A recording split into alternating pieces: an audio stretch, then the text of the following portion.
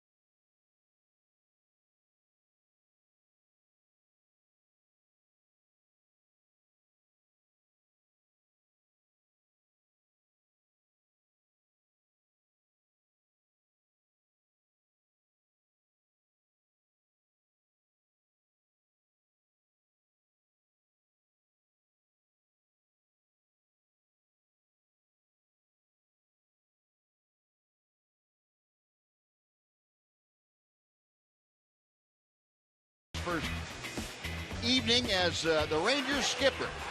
He is the interim manager appointed this afternoon by John Daniels, the Rangers president and general manager, after Ron Washington submitted his resignation, it was accepted.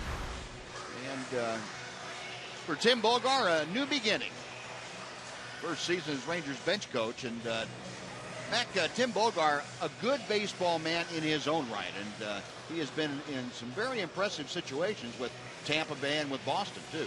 Yeah, he really has. And, not only as a player, a great player for a long time at the major league level, but also a big league coach for a long time. And, a lot of people may not be familiar with Tim Bogar until this year, being hired as the bench coach for the Rangers organization. But very knowledgeable baseball guy, been around a lot of great managers in his time, and he's seen a lot. And that's really, one of the things I think that helps a bench coach and then eventually helps a manager out, being around other great managers, other minds, and getting a lot of different perspectives on playing the game of baseball and how it should be played. Certainly developing your own way of managing, of coaching. And the Ranger players informed this afternoon by Ron Washington of his decision. And I guess the overall feeling down there was one of shock. As you mentioned in our opening remarks, it's kind of blindsided everybody. Yeah, I think it really did. And, for a lot of these young players that have never been through anything like this, it definitely shocked them. Some of the veteran guys, obviously, Colby Lewis, Adrian Beltre, they've been around a while. They've seen things like this happen before. So they understand the business of baseball. And, everybody's heard about it. But until you go through it, that's a whole different ball game, so to speak, once it happens when you're a part of it.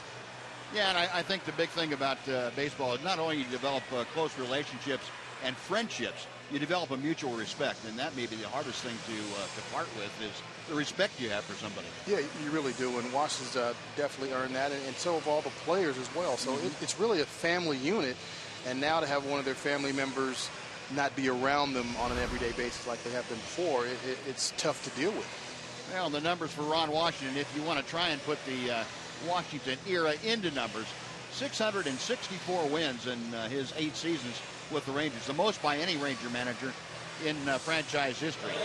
All-time leader in game managed also, and American League champions in both 2010 and 2011, and a wild card competitor in 2012. So 90 games or more won each of the last 4 years, and this year obviously will break that streak. But what a legacy Ron Washington has left here at Arlington.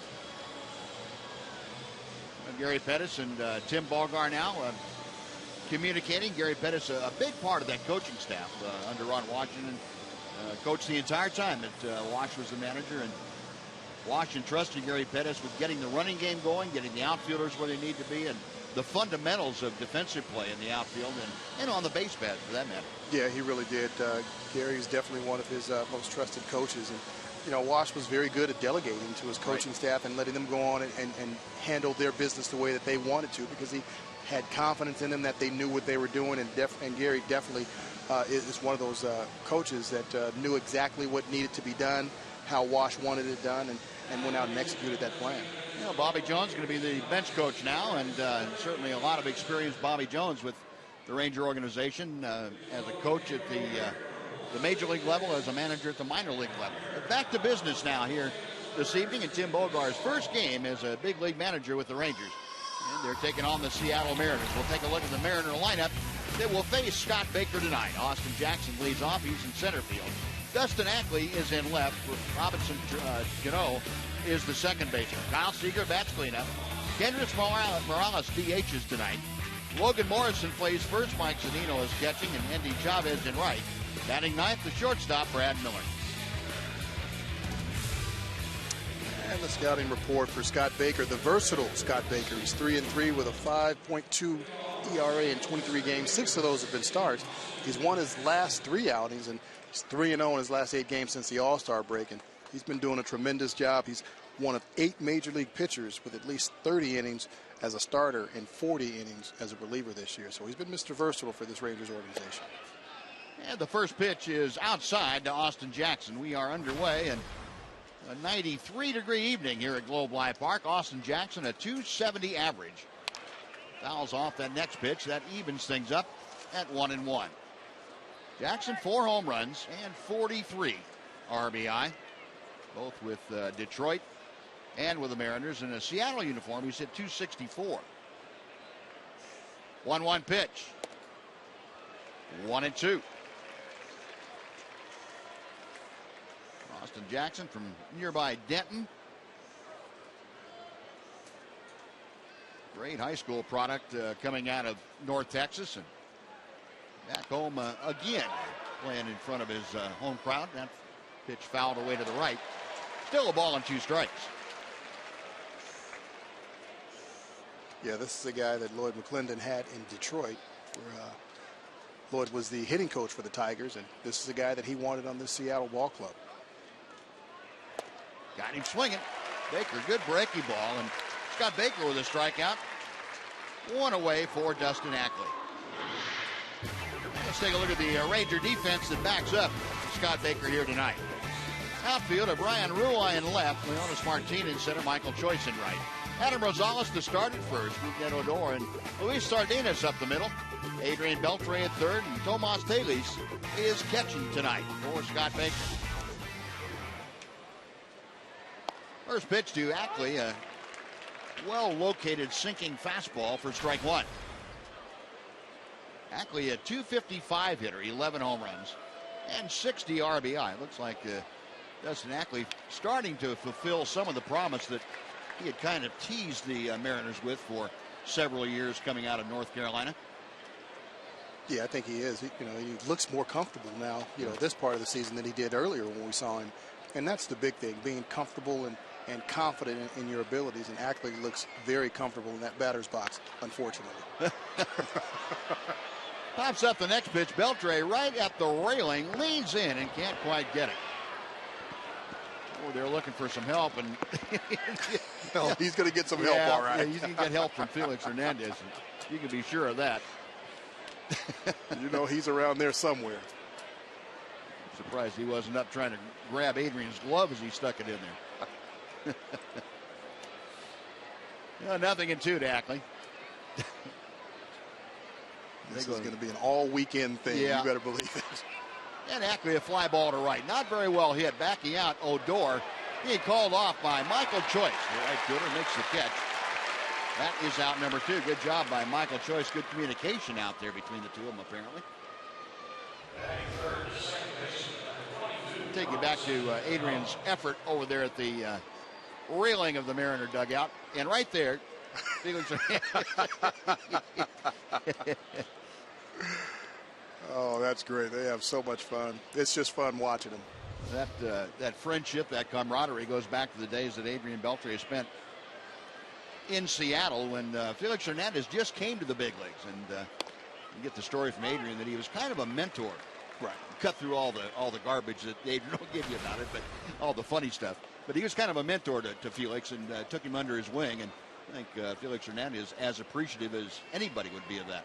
Yeah, there's no question. Adrian Beltre taught him how to be a big leaguer, and that's huge when you're just getting to the major leagues, that somebody can take you under their wing and show you the ropes and show you the minefields and how to go out and be a big league ball player. And I think Adrian Beltre played a big part in who Felix Hernandez is today.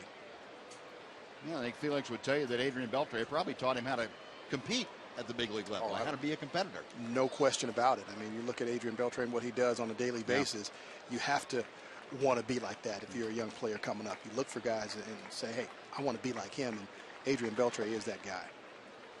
1-2 to Cano.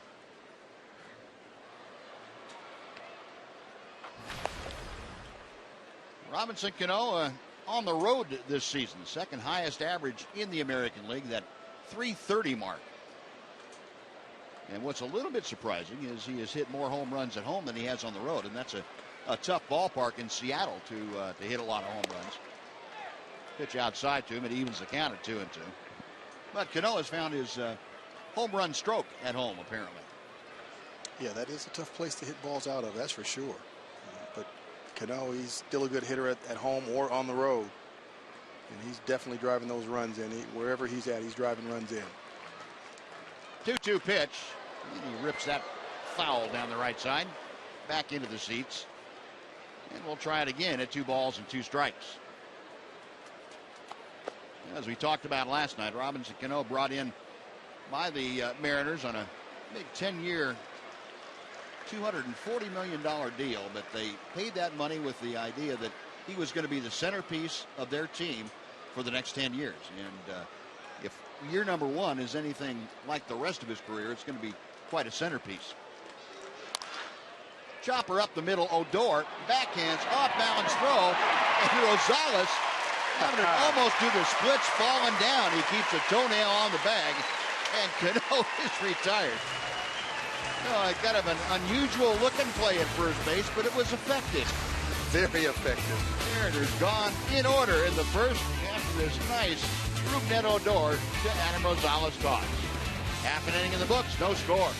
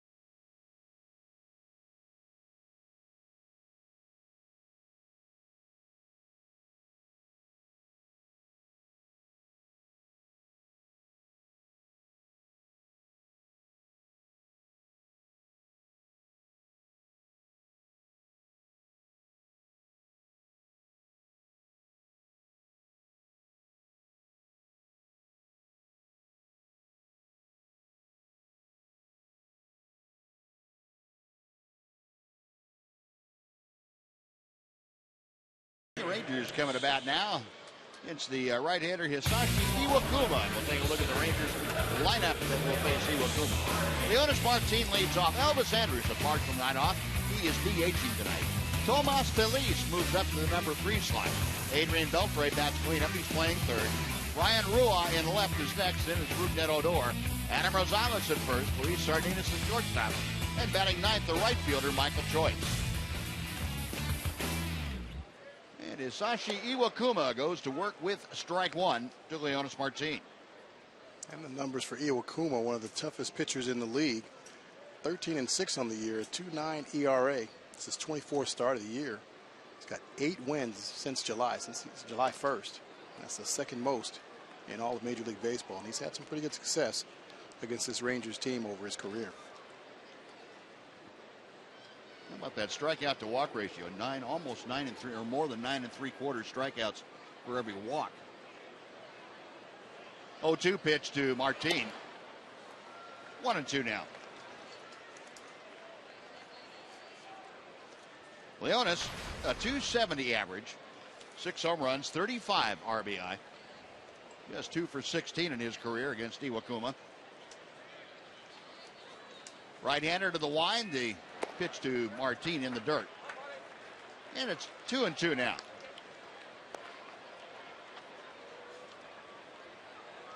Martin getting another shot at leading off. He and Daniel Robertson splitting time at that leadoff spot. Leonis starting against the right-handers and Robertson against the left-handed starter. Line to right field. In a hurry with the dive is Endy Chavez, and he picks it off the turf. Pretty nice play by Chavez to come in and over toward the line. That sinking and hooking line drive. Well, Leonis gets a pitch out over the middle of the plate, just a little bit in, and drills it to right field. But Endy Chavez, being the great outfielder that he is, got a great jump on it. Had it all the way. Lays out for it, makes a nice play. You know, that's important. You've got to get, you know, he doesn't make that play if he doesn't get that jump right off the bat when that ball's hit. Andy Chavez, Ranger fans will remember, a very good defensive outfielder. Certainly the ability to play some center field as well as corner spots. And Elvis Andrus grounds out on the first pitch he sees from Iwakuma, and there are very quickly 2 outs here in the bottom of the first. Tomas Telis is coming up. Well, Iwakuma, we talked about the strikeout to walk ratio. How about just walks in general? He's averaging a big total of 3/4 of a walk per 9 innings. 3/4. That's not even one full walk. So what happens? The guy gets 3/4 of the way to first base, and he has to stop her. Yeah, you got to stop. You got to stop and wait for the next half inning. He's something. He's walked a total of 13 men this year.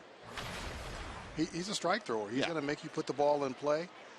He's a strikeout pitcher, but he's going to throw strikes, and that's what you want. You want that starter or anybody that's out on that bump to come in and throw strikes. Telis, a drive to center. Going back is Austin Jackson, and reaches up over his head and makes a running catch. So Telis a hard out. 8 pitches is all it takes for Iwakuma to send the Rangers out. We have finished 1, no score at Globe Life Park.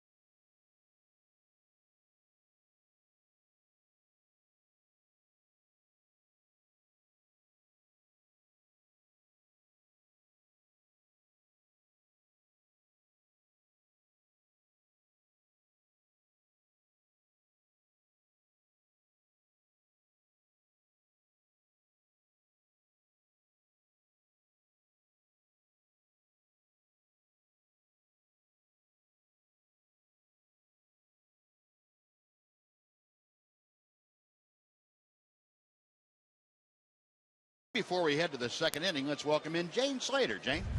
Good evening, guys. Whataburger and the Rangers are teaming up to strike out hunger. Here's the deal. You've got to bring pasta, peanut butter, rice, beans, or any 2 non-perishable food items to Globe Life Park tomorrow and receive a coupon good for a free Whataburger while supplies last. Who doesn't love Whataburger? All donations will support the Tarrant Area Food Bank and North Texas Food Bank. I don't know about you guys, but I love the Just-A-Burger. Tastes so amazing. What's your favorite burger, guys? That's a good question, Jane. I wasn't thinking about it because I'm not really hungry right now. I kind of like the patty melt myself. Nice job. Well, I come up with that. Yeah, patty melt sounds good. Mac, you don't have to commit to it. Thank you. I appreciate it. It's okay. I'll leave it alone. Kyle Seager starting things off against Scott Baker, and the Ranger right-hander misses with the first 2 pitches. Seager, a .278 average with 22 home runs and 86 RBI. The 86 RBI, a new career high for the Mariner third baseman. And ball 3 sails high. So Seager trying to get aboard, become the first base runner in this ball game as he's leading off the second inning. Kendrys Morales, the designated hitter, waits to be next. And ball 4, Seager draws that 4-pitch leadoff walk. Scott Baker obviously well aware of the damage Seager has done here over the years and being careful with him. Now he'll deal with the switch hitting designated hitter tonight, Kendrys Morales.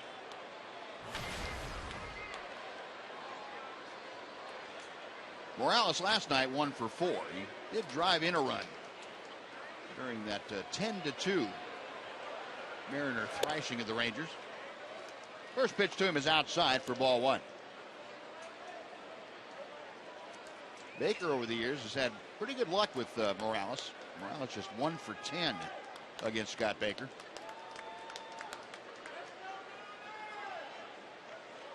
Right-hander, a shoulder high set.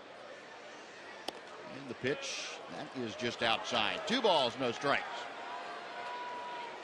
Baker's being careful, understandably, knowing how well Seager hits against this ball club, and Morales as well. He's trying to make sure that he makes his pitches and doesn't give him too many mistakes, especially through the middle of this lineup.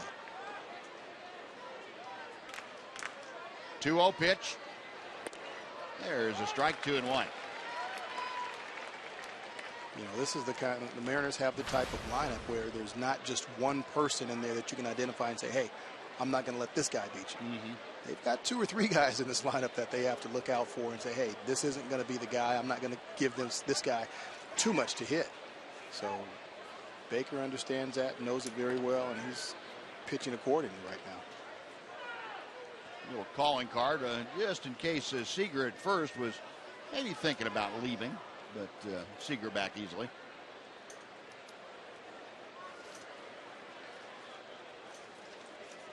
Two balls and a strike as Baker sets once again. Got him on the fist.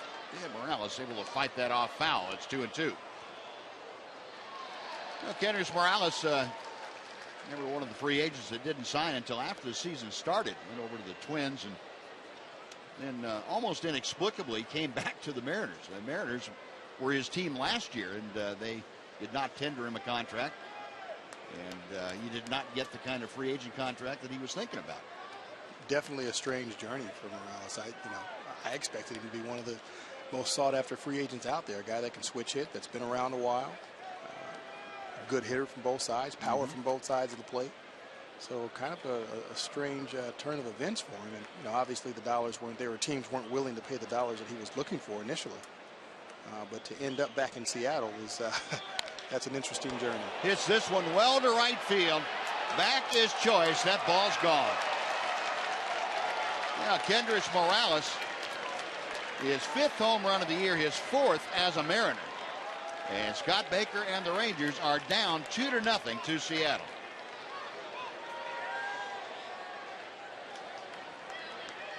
Well, this is why the Mariners wanted him and got him back.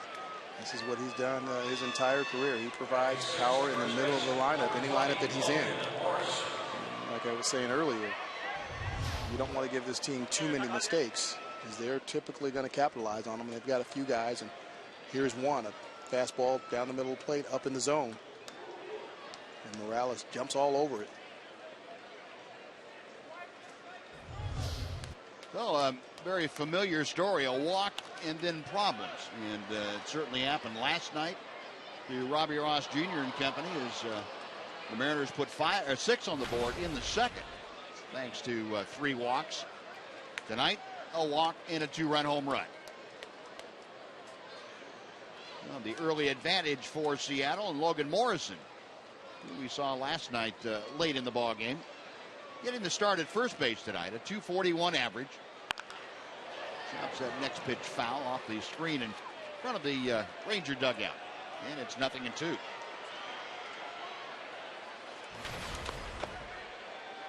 Morrison, in the last 7 ball games, he has not had a whole lot of fun, just 2 for 21.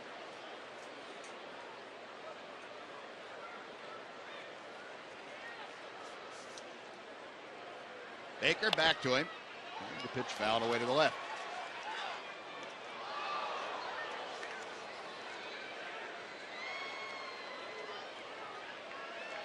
Well, Scott Baker, the 32-year-old out of Shreveport, Louisiana.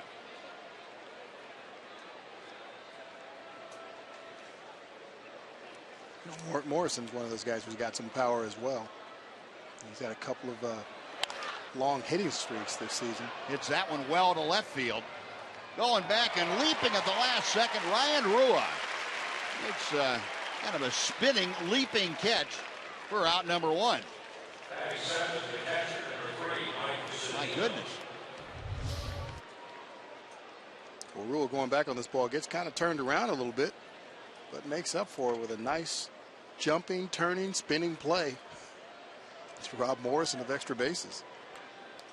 Saw Ryan the other night in Kansas City in a start in left field having a few problems, but I guess that's not something that you may not work at. Beltre snaring that hot shot off the bat of Zunino. Adrian had a little snow cone action getting that right in the very tip of his glove. And you'll hear it from Felix Hernandez. There they go.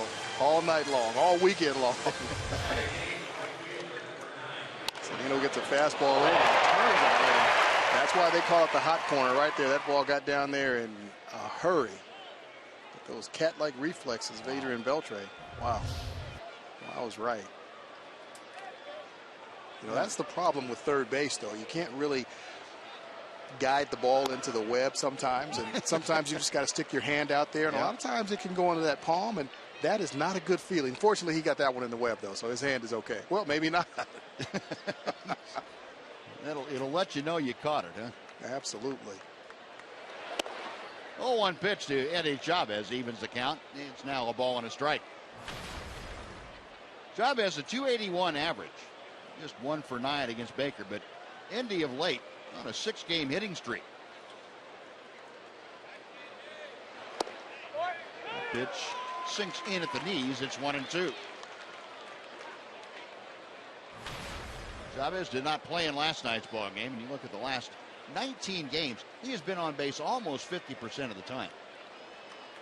Hitting .381 and at .496 or .469 average of getting on base. Pretty impressive. Very impressive. Eddie's a great guy to have on any ball club. Veteran outfielder, can play all 3 outfield positions, can still run, knows what to do with the bat in his hand in the box and on the bases. And, he's the type of player that a manager can write his name into the lineup and not have to worry about him. He can focus his attention on other guys in the lineup that may need his help.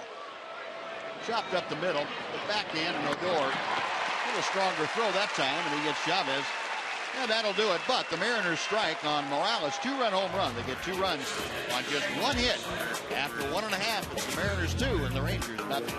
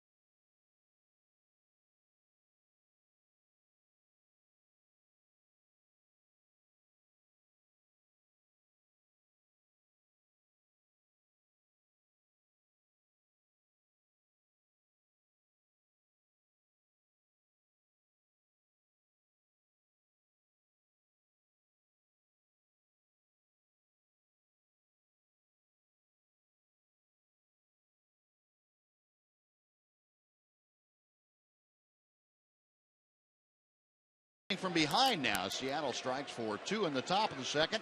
Adrian Beltre in the middle of the Ranger order to face Hisashi Iwakuma here in the second. Beltre a .323 average. And the first pitch bounced back up the middle. Iwakuma deflects it, slows it down, and makes a fairly easy play for Cano. I don't. Adrian, not a whole lot of luck. But I mentioned today that Tim Bogart, now the interim manager for the Rangers, and over the years, Rangers have had 5 interim managers. Del Wilber back in 1973 replaced Whitey Herzog, and then it was Connie Ryan who was there for about a day. Toby Harrah in 92 replaced Bobby Valentine and Jerry Nairn in 2001, and when Johnny Oates retired. And of course now Tim Bogart replacing Ron Washington, who resigned today. One out here in the second. Ryan Rua, a .231 average, and he looked at strike one.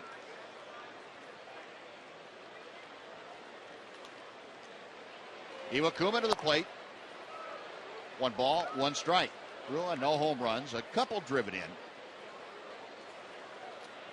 think the more you see Ryan Rua, though, the more you're impressed with the way he swings the bat.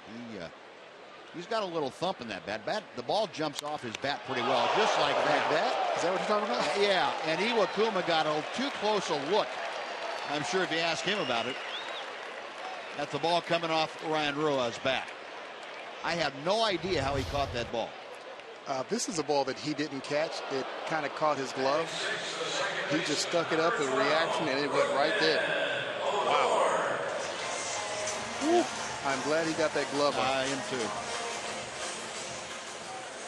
Well, this is real speed now. You're 56 feet away.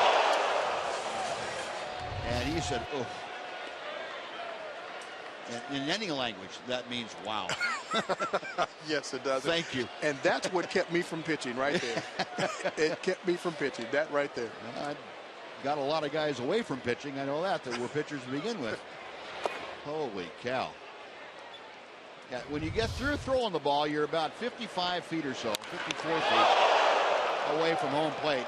And that ball going probably 98 to 100 miles an hour, maybe even a little bit more. Doesn't take long to get back to you. Rougned Odor now taking a strike. It's 1-1.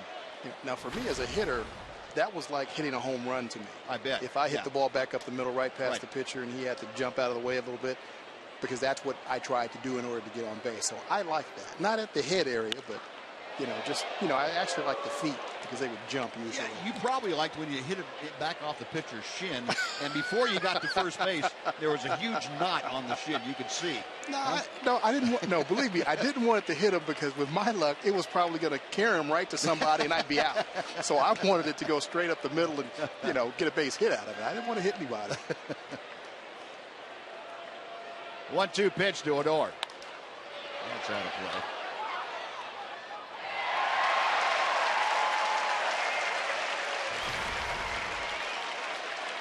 The old saying about pitchers, you were taught very, not anymore. You were taught very early. If you're going to pitch some guy inside, make sure you on the next pitch you don't give him a pitch you can hit up the middle. Make sure you keep it out of that area and protect yourself a little bit. Hitters were known to want to do that, a little payback. That fastball make you move back off the plate a little bit. And the next pitch you want to hit right back off the guy's or near his forehead, not off of it. 2-2 to Odor. Rougned a .257 average. Slowly hit. Give me a tough play for Cano, and he'll have no play. I wouldn't pick it up and walk the ball back to Iwakuma. Now Rougned Odor becomes the first Ranger base runner of the night, an infield single. We got a pitch out over the plate. Kind of rolled it a little bit, but hit it in a perfect spot up the middle. Cano's planning to pull a little bit. He gets to it, but slow hopper, slow roller up the middle. No chance to get Odor going down first base. Yeah, Cano probably asking Brad Miller, the shortstop, where were you on that? I need some help. I couldn't get him. Now here's Adam Rosales. .293 average for Adam. 3 home runs, 15 RBI. Rangers trailing by a couple as Iwakuma gets ready and fires strike one. Rosales, Ranger Player of the Month in August. Kind of reverse splits for Rosales, .255 against left-handers and .333 against right-handers. 1-1. Adam took an 0 for 3 in last night's game. Yeah, it's pretty interesting, those splits. You just, typically you would think it's, he's going to hit left-handers better, but more than likely saw more right-handers. And over his career, I'm sure he's seen more right-handers than left-handers. Everybody does. Yeah, I would think too, being a utility kind of player, it really you didn't always match up with left-handers. You kind of played when the other guys were given a day off. It wasn't necessarily a matchup thing. Right. You typically, your manager typically tries to get that guy in there and with matchups, but a lot of times it just depends on what his regular everyday guys need. If they need a breather, hey, you got to get in there, whether it's a righty or lefty or whoever. 2-1, the count to Rosales. Odor leaning towards second. He's staying put. Rosales fouls it off to the right. 2-2.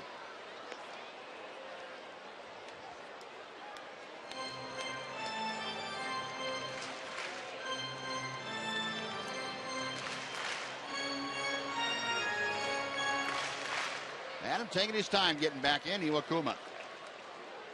Big deep breath on the mound, and he now is ready to read the signs.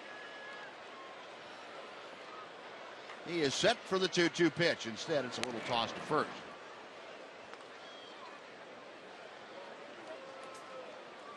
Benji Molina over there with a little word for the 20-year-old. Benji giving him all those stealing tips. That's right.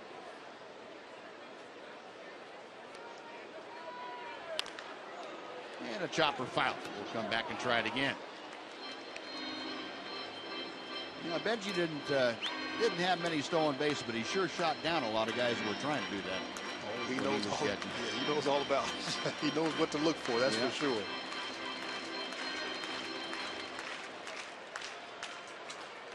Part of that Molina family, and I don't think you're ever going to find brothers that were all cut from the same cloth like them. All three great catchers, great defensive catchers that could hit a little bit. There's something else.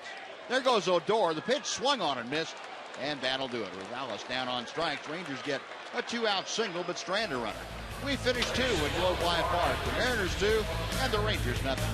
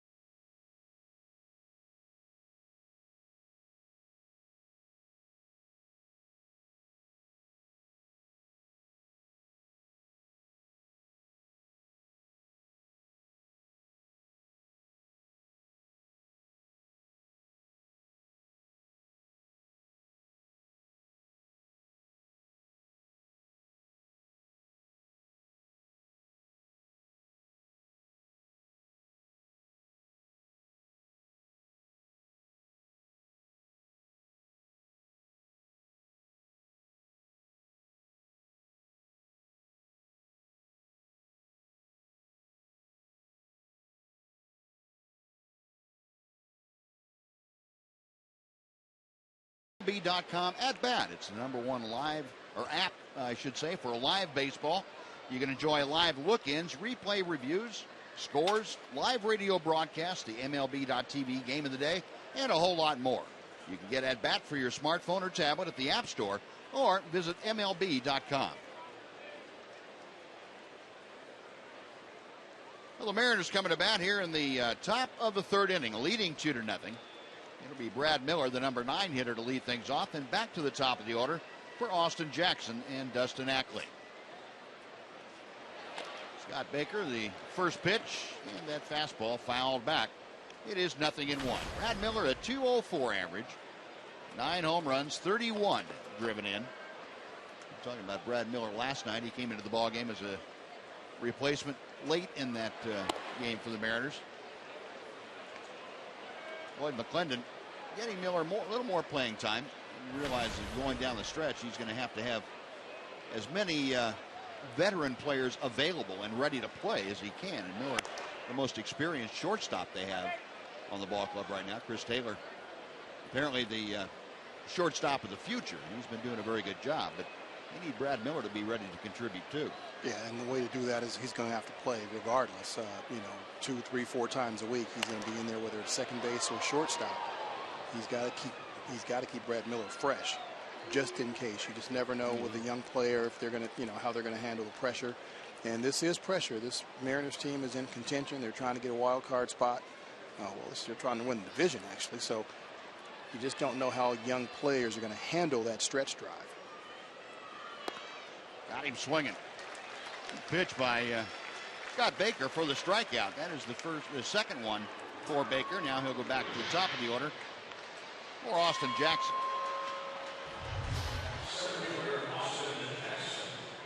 Baker, nice changeup right down the middle of the plate. Miller just swung right through it.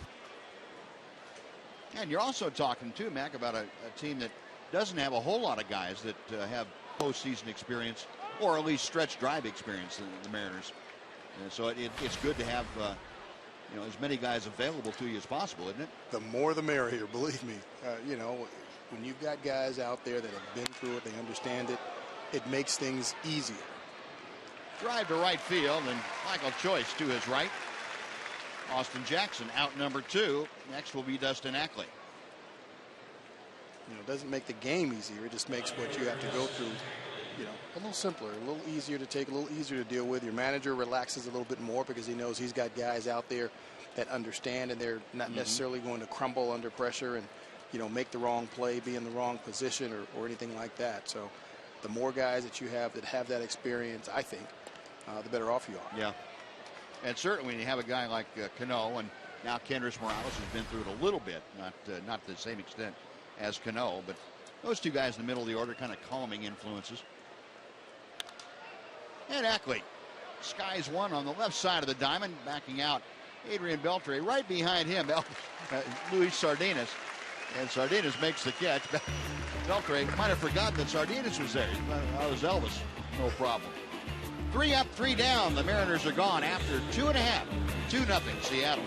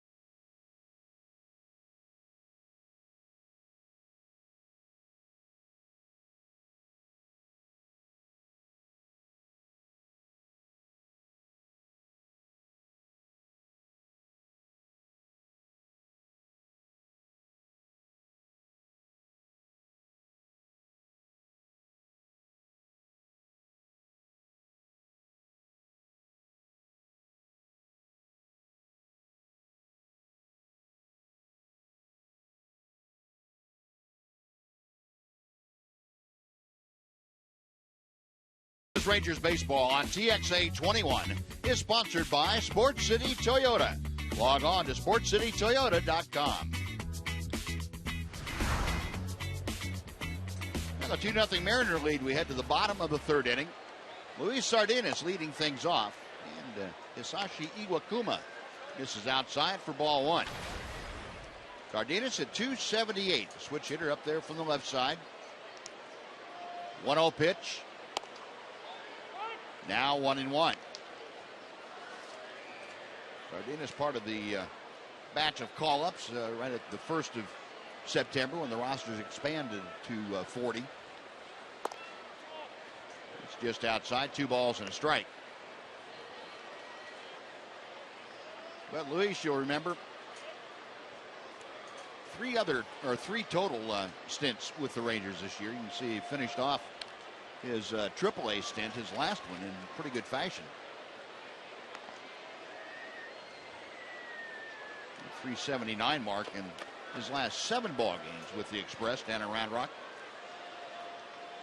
I think it was a good move for Sardinas for them to send him down to AAA and let him play every day as opposed to being here at the big league level and playing once or twice a week. I think that slows down a player's development, a young player's development, if they're sitting around the major leagues. Yes, they get some experience at the major league level, but you need that playing experience. You need to be out there on that field going through situations and seeing those situations and getting those repetitions on particular plays in order to really gain that experience. It's one thing to sit there and watch it, but to actually go out there and be a part of it is something totally different, and you're not going to get that if you're playing once or twice a week at the major league level.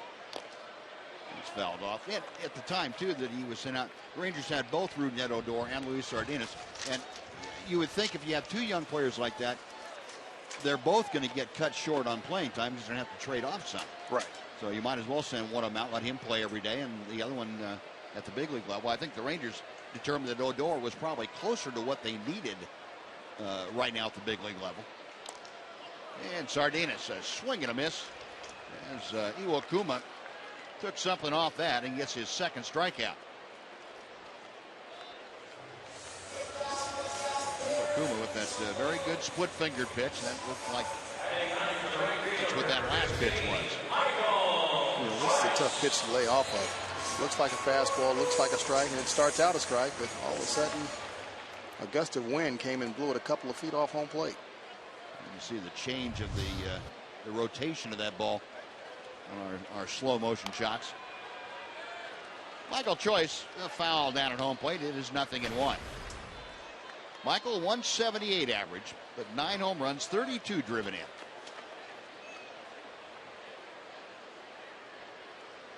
Michael 1 for 4 last night, scored the first Ranger run, first of 2.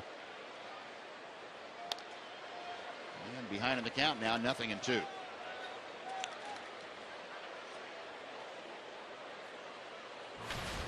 Michael came back from Round Rock. See, since that time, he has hit just 185. He was recalled from Round Rock on the 25th of August. 0-2 pitch. Got him swinging. Iwakuma changing location both in and out and up and down. And Michael Choice becomes the 3rd successive strikeout pitcher for Iwakuma. Iwakuma, after a couple of off-speed pitches, throws a fastball top of the zone to Choice. And Choice just can't catch up to it. That's a 90-mile-an-hour Iwakuma fastball. It probably looked 98 after the off-speed stuff that he'd thrown in there.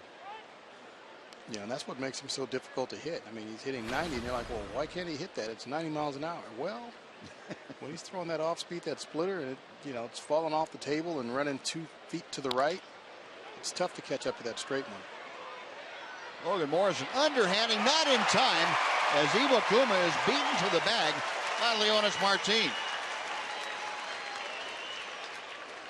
Well, Leonis flying down that line, and Logan Morrison thought he had a fairly easy play to underhand to Iwakuma. And yeah, we're going to have a visit by Lloyd McClendon. I think they got a look at the replay up in the visiting clubhouse, and Lloyd McClendon is going to go out there and suggest to Larry Vanover that they get hooked up to New York and Let the folks back at the replay command center in New York have a look at the replay.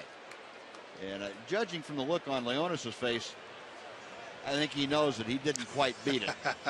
Yeah, I think so. Looking at it, live, it looked like Leonis beat him there. But when you slow it down, it gives you a different perspective. Yeah, balls in the glove.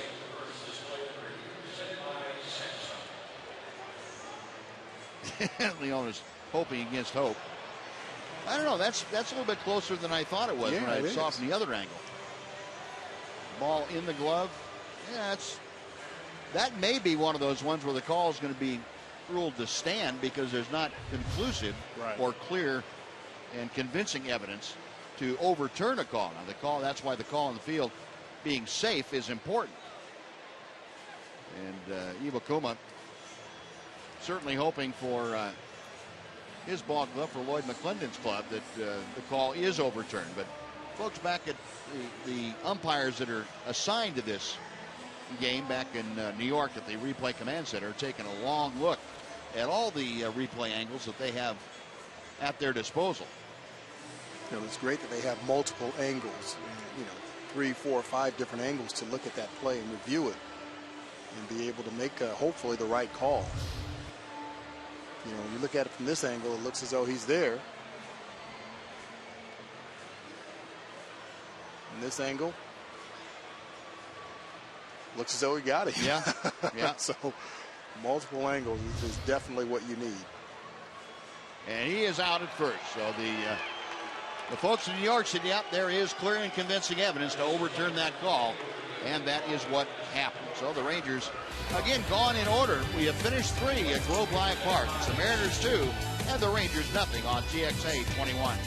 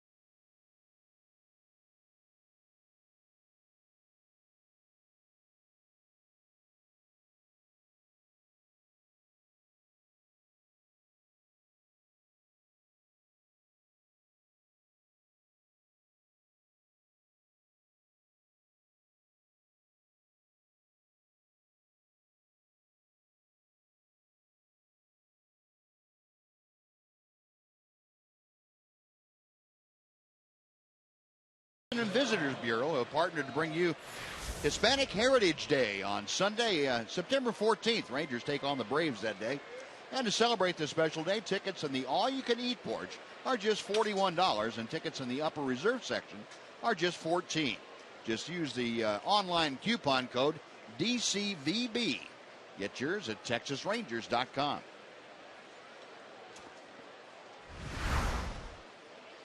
Scott Baker back to the hill. He will face Robinson Cano, Kyle Seager, and Kendrys Morales here in the 4th inning. Seattle on top by a 2-0 count. Hits are even at 1 apiece, so both pitchers tonight pretty much on their games. Iwakuma and Baker. Big difference in the ball game. Kendrys Morales got a high fastball and drove it into the lower home run porch back in the 2nd. Cano shooting one foul to the left. And that runs the count to 1-1. You know, they both are working very quickly, especially Iwakuma. I think he's working a little bit quicker than Scott Baker, but they both like to get the ball, get the sign, get up there, and throw the next pitch. 1-1. That's outside. Yeah, wouldn't you figure, guys that don't typically walk anybody, the only walk in the ball game led to a 2-run home run immediately. Of course.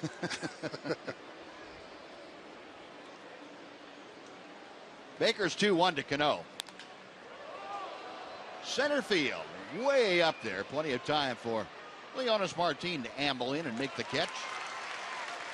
1 gone. And before Kyle Seager steps in, let's say hello again to Jane Slater. Jane?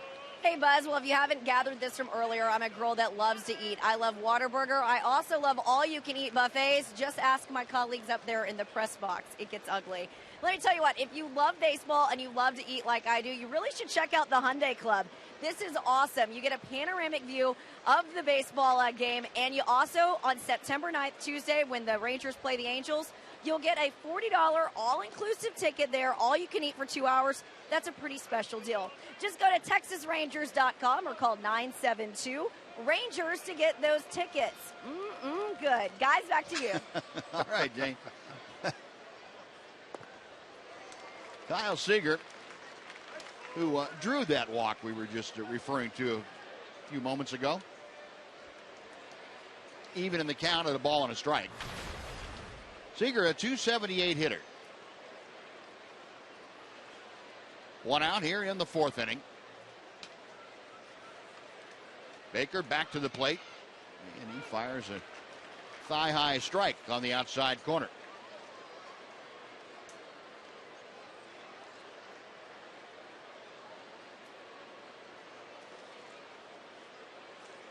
You know, Seager's one of those guys. It doesn't matter what you throw him or where you throw him, he can hurt you. He can hit the ball out the other way, so you've got to be careful there.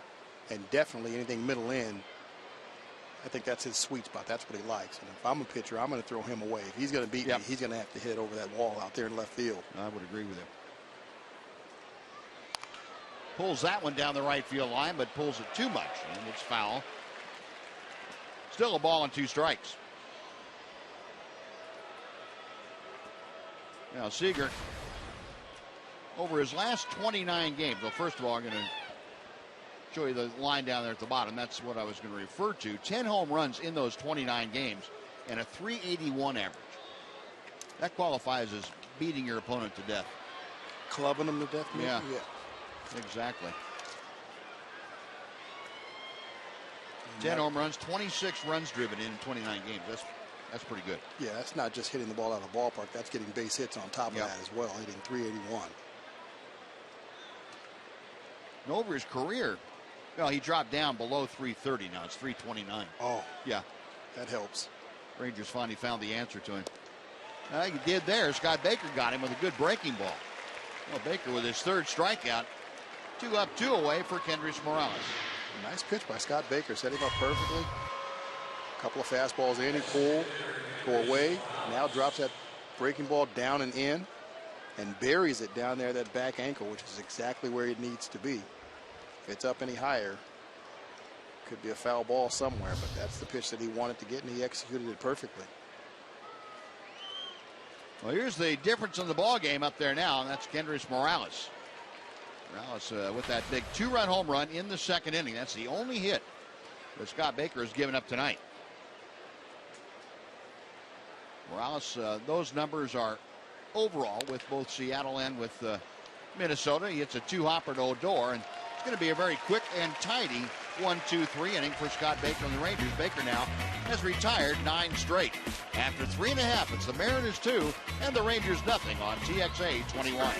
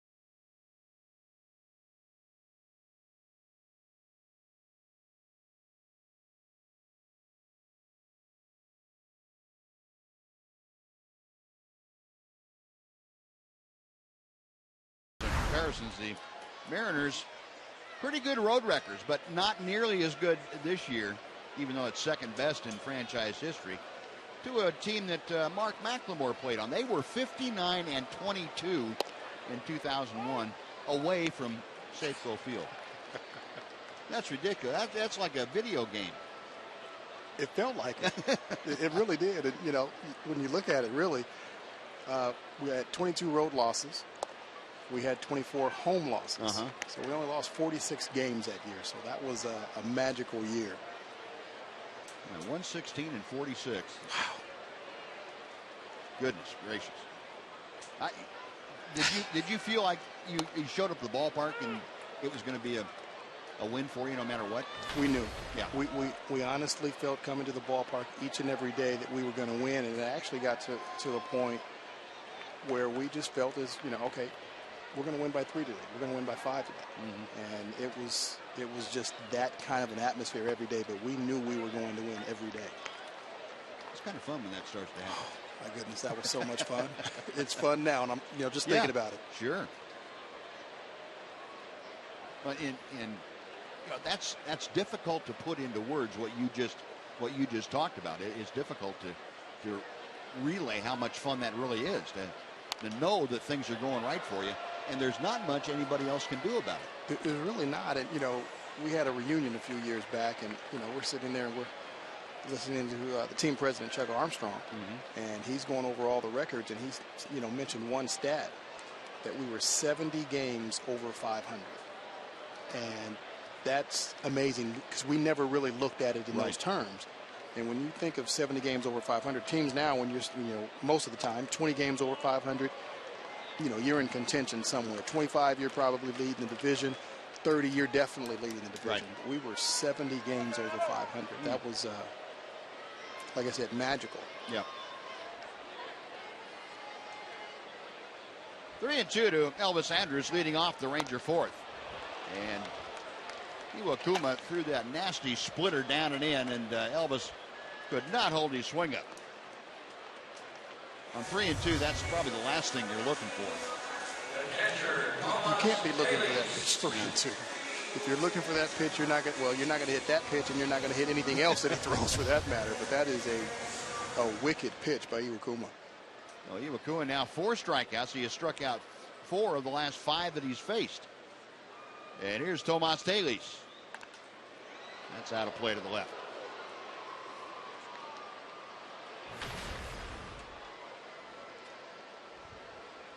Taylor hit a bomb to center field his first time up. It was run down by Austin Jackson right at the warning track. Jackson had to turn his back to home plate and sprint after that one. Able to track it down. Well, Taylor's a 2.07 average as he bats now.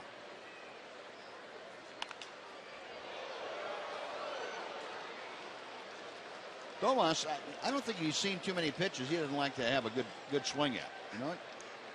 He's a swinger, a free swinger. Yeah.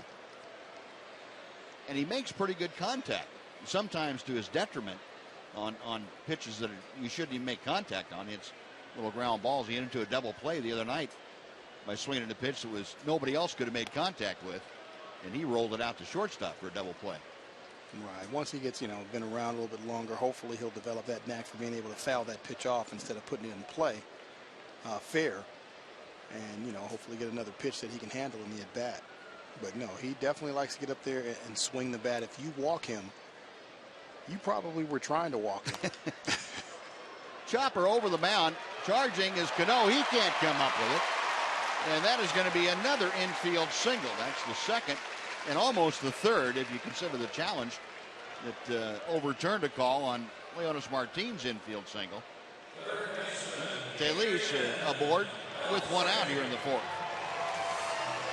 Taylor's hit a high chopper out that hit that dirt out in front of the mound or in front of home plate. And not a whole lot Cano could do about that one either. When you see that ball bounce up that high in the infield, it doesn't matter how fast you are or how slow you are smelling the hit.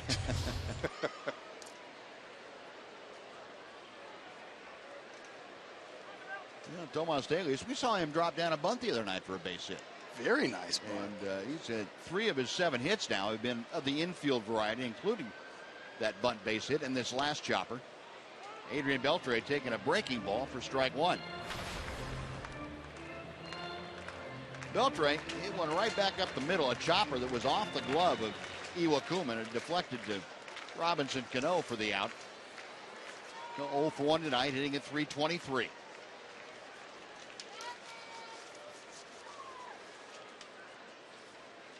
Iwakuma back to the plate. Just off the outer edge.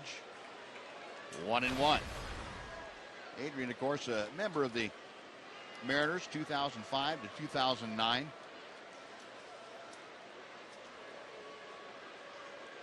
Signed a big 5-year free agent contract with him after his great year with the Los Angeles Dodgers. His first team at the Major League level. He had 48 home runs back in 2004. 1-1 pitch to him. Now 2-1.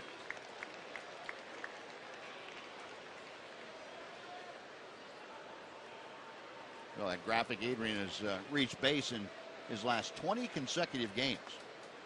And you look at the highest home averages in the American League. Beltre 14 points ahead of Altuve. That's a pretty significant margin this time of year. 2-1 pitch coming from Iwakuma. Now 3-1. Well,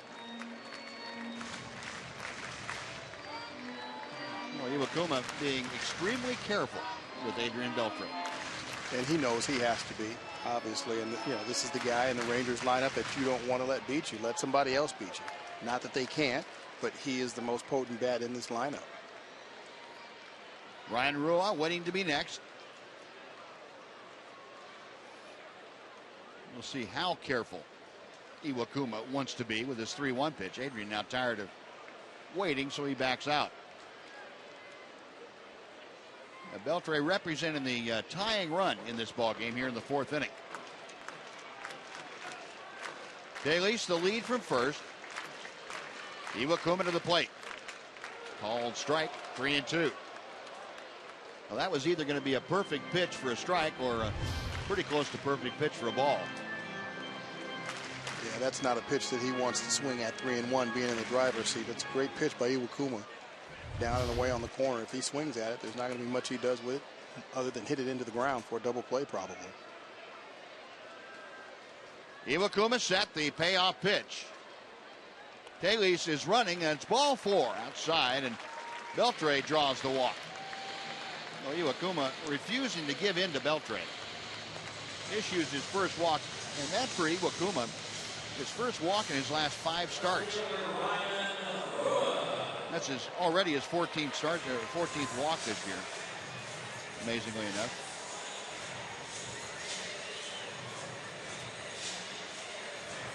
Let's take a look at our Globe Life quote of the game. And I was kind of speechless. They kind of joked that I didn't seem overly excited on the outside, but I am on the inside. Inside I was Ryan Rua when he was told about being promoted to the major leagues. Rangers, of course, called him up from AAA. Swing and a miss here. It's 0-1.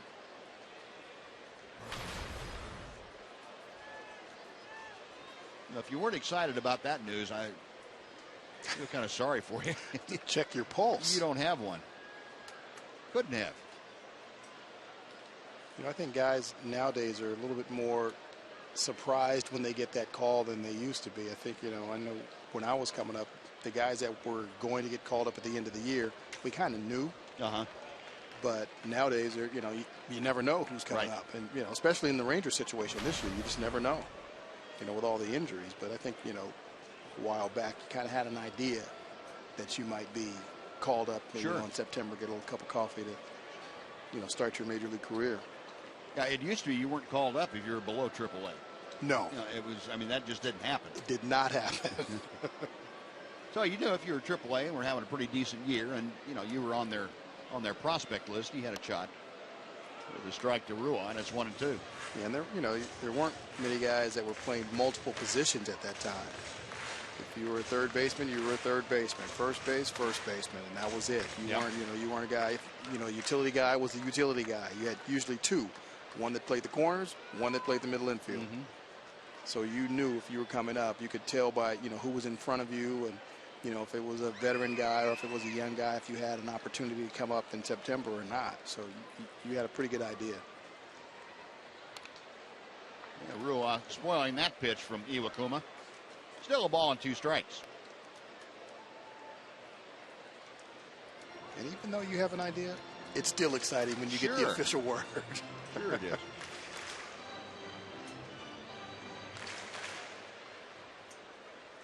Where were you when you found out you were being called up for the first time?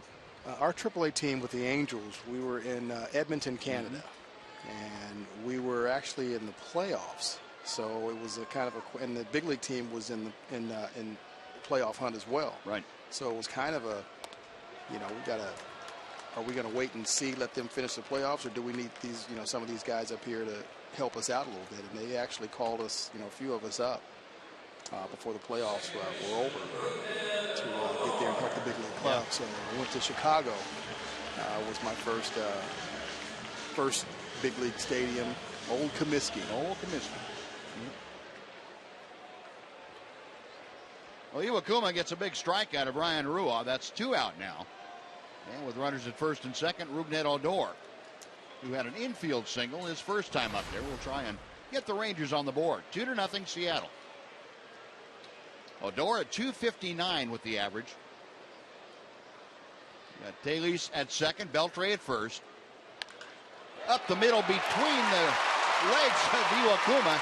Here comes Taylor. There will be no throw, and Rougned Odor, a rope right back through the box for the RBI. It is a 2-1 Seattle lead.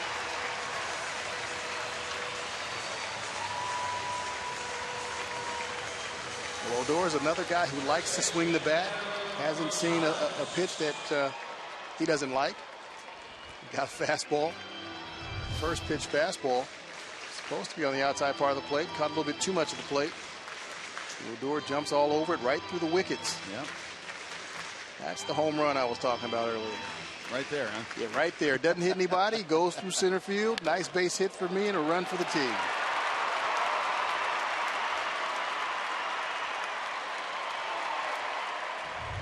And apparently they're going to have an appeal here that Taylor didn't touch third, and as soon as Iwakuma comes set, puts the ball in play, he will step off and make the toss over to third.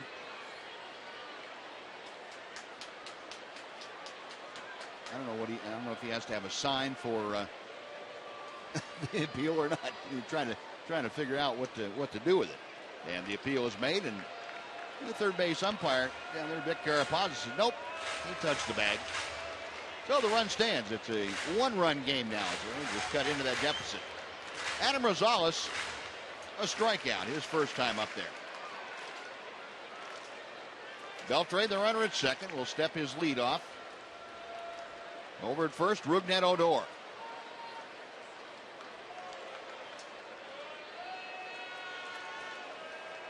Iwakuma, a check of second. And hits the inside corner with that off-speed pitch. Rangers, last 2 ball games had gone 2 for 19 with runners in scoring position. Tonight, they're going to pick that up a little bit. They already have a 1 for 2 average this evening. And right now, Adam Rosales can add on the positive side of that. You know, 2 for 19, that's obviously not a very good average, but the thing I like about it is they had 19 opportunities. And that's what you really want to have, because it could be a lot worse not having any runners out there in scoring position. But half the battle is done. Now the other half is just coming up with that big hit like Odor just did. Beltre trailed by Odor. Yeah, the ball club prior to that 2 for 19 and been swinging the bat pretty well, getting cashing in on those opportunities. They hit 327 the week prior to that. So it was, that ebbs and flows as the season does, especially when you're having problems. You can probably point to that along with several other factors that are keeping you down in the chance to win ball games. 1-1 pitch coming to Rosales. 1-2.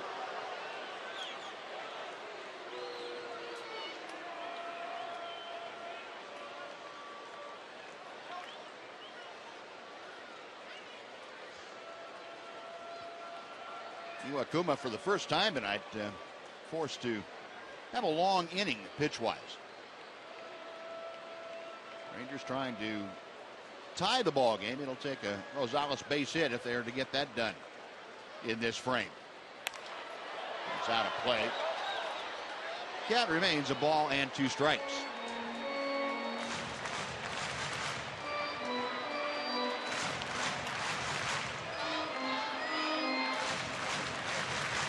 Well, Rosales is one of the guys that was coming up with some big hits, for this team with 2 outs, 2 strikes. Runners in scoring position, nobody on or whatever, what have you. He was coming up with some big hits, and it's a good opportunity for him right here. Infield plays him a couple of steps around to the left. The outfield just about straight away. And another chopper foul. He will come back and try it again.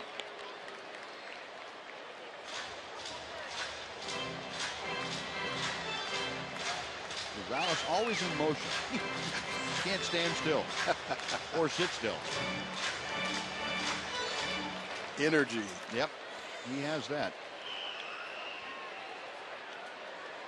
Adrian Beltre at second. He walked with 1 out in this inning.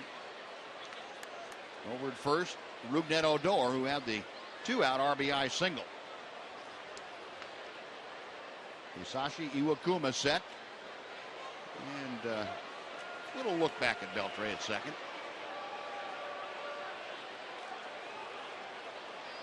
I understand we're having some technical difficulties. We apologize for that. Our scorekeeping graphic, they're working on it. And we will get that back to you for your enjoyment as soon as we can. Another 1-2 pitch is coming. Popped up. Shortstop Brad Miller there to make the catch, and that'll do it. Well, the Rangers do get on the board, a run on 2 hits for Dave Stranzu. And after 4, it's the Mariners 2 and the Rangers 1 on TXA 21.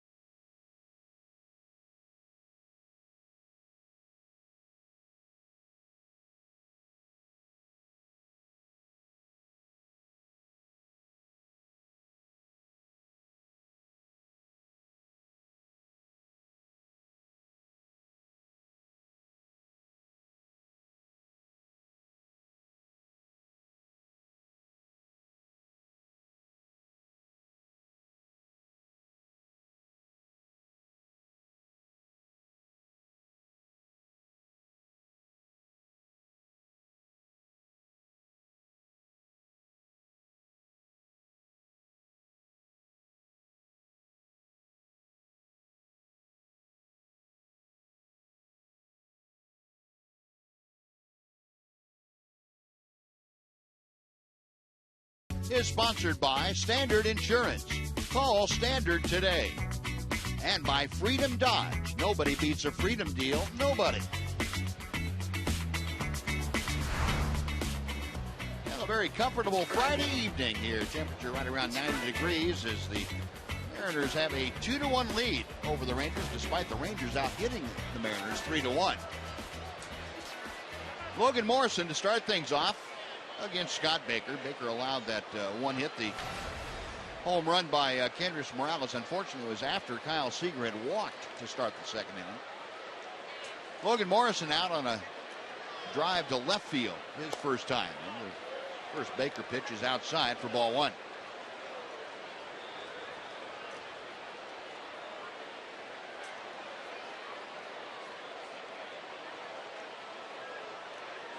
Baker to the line, back to the plate. Low and inside. 2 balls and no strikes. Well, it can't be an easy thing what Baker's doing, bouncing back and forth from the starting rotation to the bullpen, long man, short man, coming, spot starting. How difficult is that to do, what he's been doing all year? Morrison skies the center, an easy play for Leonis Martin. I don't know how he does it, to be quite honest.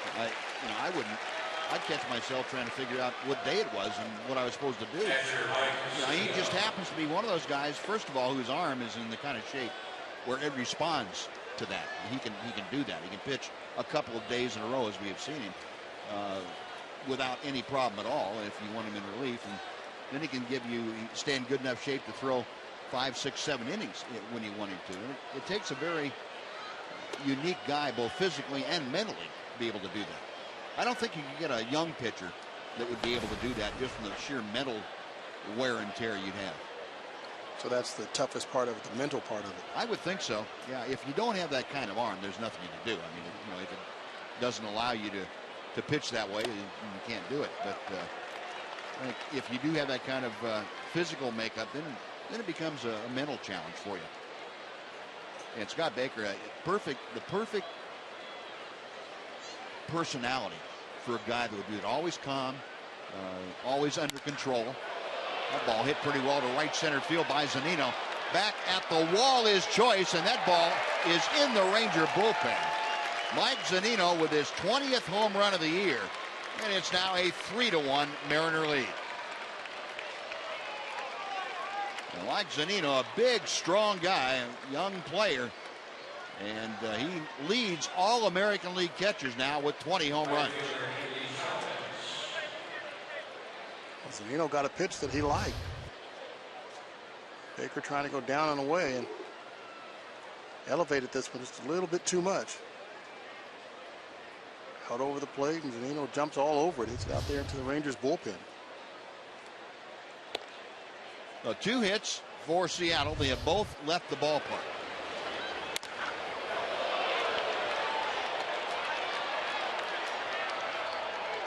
Well back into the Ranger bullpen. You don't see a lot of right-handed hitters go that deep into the bullpen in right center field. No, you don't. And I really don't think that jet stream has an effect anymore, not like it used to. Right. So that was all Zunino there. And one of the best young catchers in the American League, if not all of baseball. There's a line drive by Chavez to right field, and Endy with his first base hit. He tomahawked that high pitch from Scott Baker. A home run now, a single. 1 on for Brad Miller. That's one word or expression we don't hear very much of anymore. You don't see guys hack at this like that anymore. Not like that. And Endy's got that down. Boy, he gets that top hand going over the top of that bat. Kevin Harmon and Tim Bogar, Mike Maddox all out to talk with Scott Baker.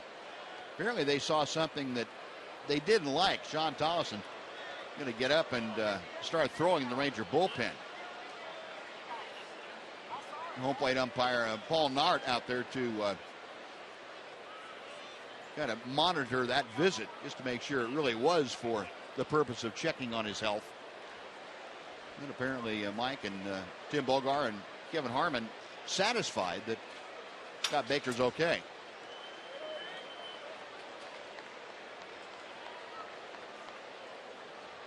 Something like that usually happens after there's been a conversation in the dugout between innings or before this half inning. Pitcher indicating that, something didn't feel right or what have you. And the first pitch to Brad Miller. A lot of people say, well, how did they see that? Did he fall or did he slip or something like that? Well, no, Mike Maddox's job is to watch his pitcher, and he can tell the slightest difference in a pitcher, whether it's, okay, his arm is dropping, his elbow's dropping, or, his slot's not the same. Right. Or, he's not throwing as hard for whatever reason. But that's what Mike Maddox's job is to monitor that pitcher and know everything that's going on with him. So he's got his eyes on him, even though, as a fan or even other position players, you're not watching everything that pitcher does. Mike Maddox is. Yeah, and Mike has the task of having to keep an eye on 12 or 13 or in this case 40 different pitchers that the Rangers have used this year. He has to know all of them pretty well to be able to tell when a guy gets out of whack physically or mechanically. Right, and that's not an easy thing. I mean, think about it, 40 different pitchers over the course of the season. That's a tough job to do and be good at it, and Mike Maddox is one of the best. A 1-1 to Brad Miller. There goes Andy Chavez. The throw to second base by Teles bounces in, and Chavez, looked like that ball might have hit him on the short hop. Knocked his helmet off, and boy, Andy reaching up to the left side of his head. Must have gotten that hop in under his helmet.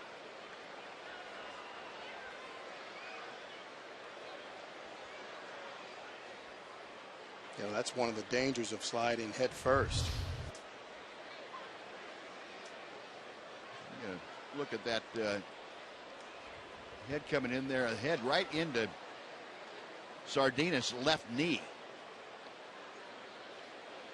And even though the head's reasonably hard, it's not much of a. And there's a helmet getting jammed into his face too. Yeah, I think that's probably more of it there, or both. That's not a good feeling. Oh man, that was a perfect storm of helmet coming off and head and knee colliding with the helmet in between. You said baseball's not a contact That's sport, right. huh? Andy's up and got a little gash on that forehead, so he's going to be Rich Donnelly out there along with Lloyd McClendon. Goodness.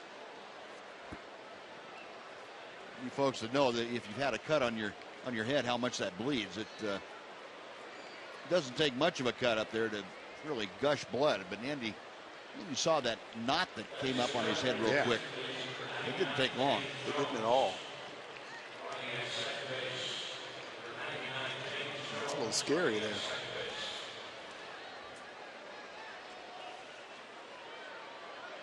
So James Jones is going to come off the bench and pinch run for Endy Chavez, and we will certainly let you all know if we get word on Endy's condition. It looked like, though, that probably going to need a stitch or two in that forehead. But James Jones on as the pinch runner now. He's at second with one out. Brad Miller, a count of 1-2, and he hammers one to deep right field. Choice turns his back on home, and that ball is gone. Brad Miller with his 10th home run of the year. It is a 5-1 Seattle lead.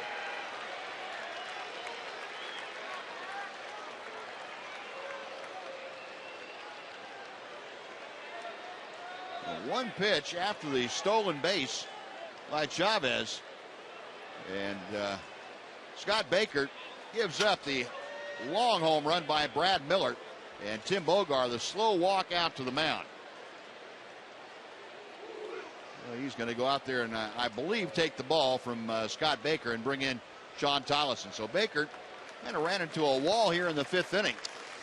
He's going to leave now trailing 5-1 as the Mariners have put 3 more on the board on a couple of home runs here in the 5th.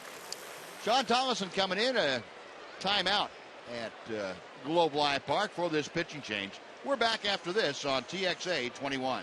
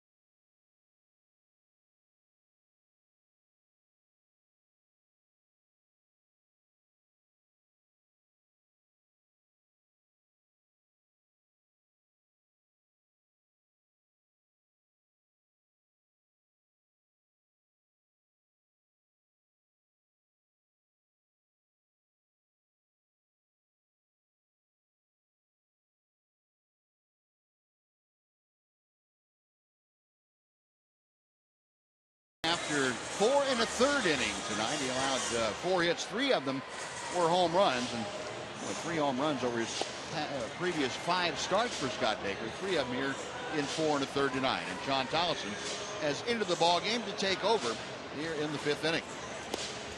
Numbers for Sean Tollison is 56 ball games. He's been used a lot. Very effective all year long. 2-1 record. His last 7 1/3 innings, he's only given up or no runs. An ERA just under 1. So he's been a go-to guy for this Rangers ball club all year long. Worked himself into a pretty good spot when you're considering what you have going into 2015. I think you look at Sean Tollison, a guy who now is a proven commodity and not just somebody that, hey, we got off the waiver wire last year and really don't know what to expect. Right. He was definitely an unknown going into spring training. He's definitely turned his career around. But Tollison dealing with Austin Jackson. Pitch outside to him. It's 1 ball and 1 strike. Jackson 0 for 2, a fly out and a strikeout tonight. Tollison is always working from a stretch. This is high and away, 2-1. Well, Scott Baker 4 1/3 tonight, 4 hits, 5 runs. They were all earned. 1 walk and 3 strikeouts. It kind of happened in a hurry here in the 5th inning. Big fastball, and Jackson now with the count of 2-2. Baker got the first out of the 5th inning, a fly ball by Morris, and then the opposite alley home run by Mike Zunino, followed by Andy Chavez base hit to right, and then Brad Miller's 2-run home run to right. Slow chopper out towards short. Sardinas on the run. Came from down under with that throw, and Jackson out, 2 gone. Nice play by Sardinas. Comes in, gets the ball on the right hop on the right foot, comes up a couple of steps, fires from down underneath and throws a perfect strike to Rosales. That's kind of shooting from the hip, isn't it? That really is. I kind of like that. I like to see those shortstops do that. Or anybody for that matter in the infield. Dustin Ackley takes that pitch a little bit low for ball 1.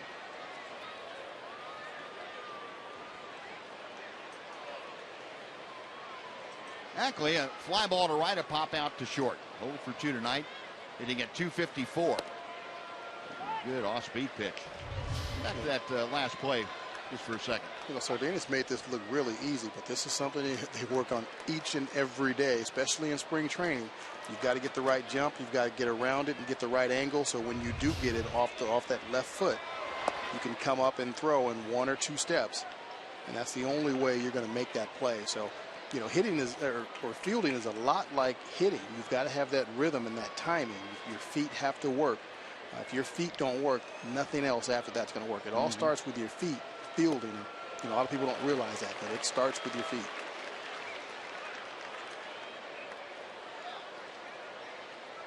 Sardinas pretty accomplished. We've seen Luis at both second and short, some at third, but he is primarily a shortstop by trade. That's where he's most comfortable and where he's played the most. Hard hit ground ball that Rosales picks off. He will win the race against Ackley to first, and that'll do it. Tollison gets the 2 outs that he needs to coming into the ball game, but the Mariners put 3 on the board, and we're halfway through the game with the Mariners leading 5-1.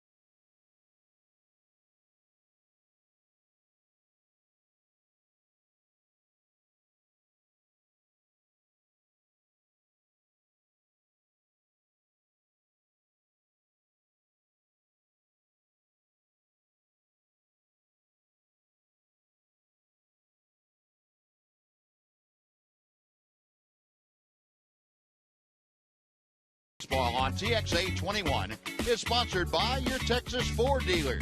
Visit your Texas Ford dealer today. Ford is the best in Texas.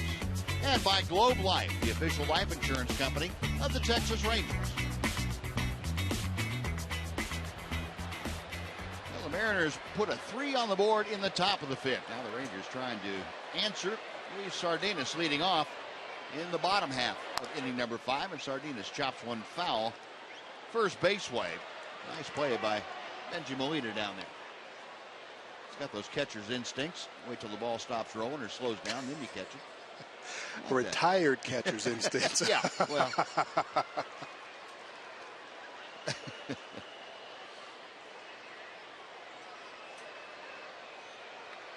Sardinas, a strikeout as he led off the 3rd inning against Iwakuma. Little looping line drive over the outstretched glove of Kyle Seager in the left. Sardinas reaching out and just poking that for a base hit. Beautiful piece of hitting. He knew exactly what he was trying to do. Iwakuma throws the ball right where he wants to, on top of home plate. Sardinas gets the head on it. Look at that. He works on that every day. There had to have been some cricket in his background. That's all there is to it. Wow. You know, if you're a pitcher, you can't get upset about that. Well, you could, I guess. Yeah, I think most pitchers would get upset. Yeah. Michael Choice, a strikeout, his first trip to the plate. Michael, a 177 average. Trying to move along Luis Sardinas, who is at first. Rangers now have evened the hit race at 4 apiece, but they trail in the run column by 4.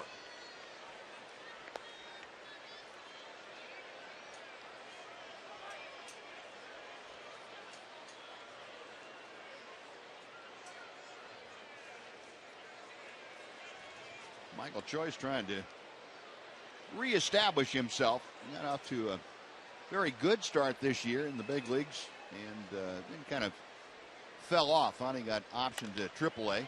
Ground ball, base hit to left field. There you go, Michael. That will help things right there. Yep. So back-to-back singles open up the Ranger 5th. And it takes them back to the top of the order for Leonis Martinez. With Iwakuma, you've got to make him get the ball up in the zone in order to really do some damage. And this ball stayed up. Sinker stayed up a little bit longer, a little bit higher than he wanted it to. And that's that mistake that you've got to take advantage of, because you're not going to get very many from Iwakuma.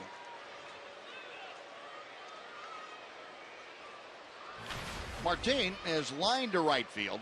He was out on a great play by then right fielder Endy Chavez. Last time up, originally he was ruled safe at first base for an infield single, but Lloyd McClendon challenged the call and it was overturned. So, Leonis 0 for 2. Against the Mariners this year, Martin has done some damage. A home run, 7 RBI in the 15 ball games. Got 2 aboard here with nobody out. The bunt is down. It is a foul ball. Zunino hopped on that pretty quickly, and Leonis is fortunate that was a foul ball, because that could have turned into a double play. Well, actually, that would have been great. It would have been great if it was fair, because Seager was in. There's nobody at third. Yeah, you're right. So he would have gotten he would have gotten the runners over. Look at Seager. He's saying just that. Eek. Yeah. I had thought he'd stayed back. Sardinas at second. Michael Choice at first. 1 ball and 1 strike to Martin.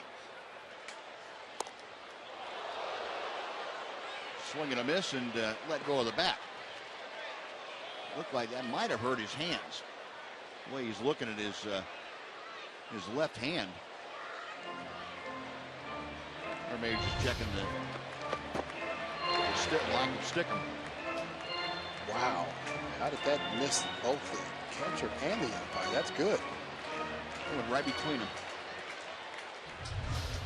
Paul Nard singing the same thing. How'd that miss both of us? A ball and 2 strikes as Iwakuma sets.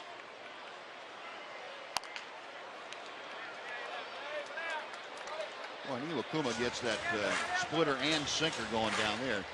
Pretty tough to lift. There is no lifting, none. Those are tough pitches. They're tough pitches to hit and tough pitches to lay off of. And then he'll come back with a 90-mile-an-hour fastball that you take because you think it's a sinker. Mike Zunino flashing a series of signs out. Sardinas checking from second. He's a base hit to right field. Jones will play it on a hop. Sardinas is going to stop at third.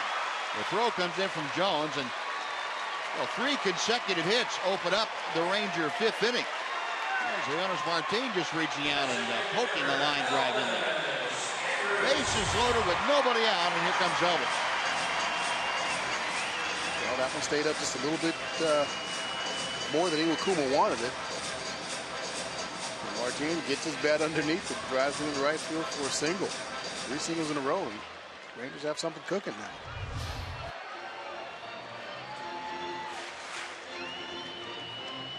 Elvis at the plate, a ground out and a strikeout tonight. A .348 hitter with the bases loaded throughout his career. 5-1 Mariner lead, and that is in jeopardy now for Iwakuma. First pitch is in for strike 1. Elvis coming off a 3-hit night last night. The Ranger bench needing something to cheer for. It's been a while since they've had some meaningful cheers going on. This is as good a time as any. Double play grounder out to Cano to second. On back to first, the double play. In to score Sardinas. And that makes it a 5-2 game, but 2 very big outs on 1 pitch. Michael Choice on to third, but boy, that has been the bane of the Rangers lately, that double play ball. It really has. 8 double plays in Kansas City. A couple last night, and here's another one in a big crucial situation. So no RBI for Elvis. Tomas Telis, 10 double plays grounded into in the last 5 games. That's a whole bunch of shooting yourself in the foot. And Telis chops one out towards second. Cano, sidearm flip to first, that'll do it. So Iwakuma able to minimize the damage. The Rangers have the bases loaded with nobody out. They score a run, but strand one. After 5-2 Seattle.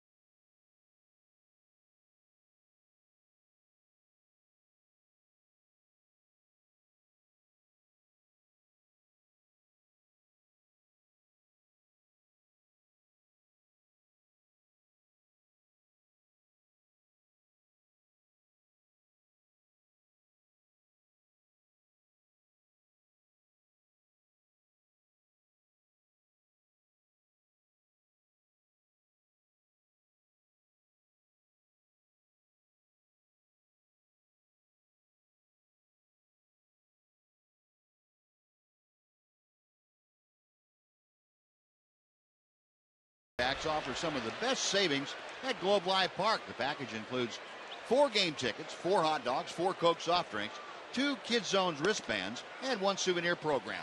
They're available for $68 in the upper reserve seating or just $112 in the lower reserve seating. You can get yours at TexasRangers.com/specials, or you can call 972-RANGERS if you prefer. Now we head to the 6th inning. Rangers got back 1 of the 3 runs that Seattle had scored in the 5th. Now the Mariners come up with the middle of their order. Robinson Cano, Kyle Seager, and Kendrys Morales to face Sean Tolleson. Cano 0 for 2 tonight. Fly ball and a ground out. 1 ball, no strikes. Cano 0 for 1 against Sean Tolleson in the previous matchups. 321 the average. Cano was 4th in the American League coming into play tonight. Shoots this one to left field. Ryan Rua toward the line, on the run, makes the catch. And Cano retired. Next will be Kyle Seager.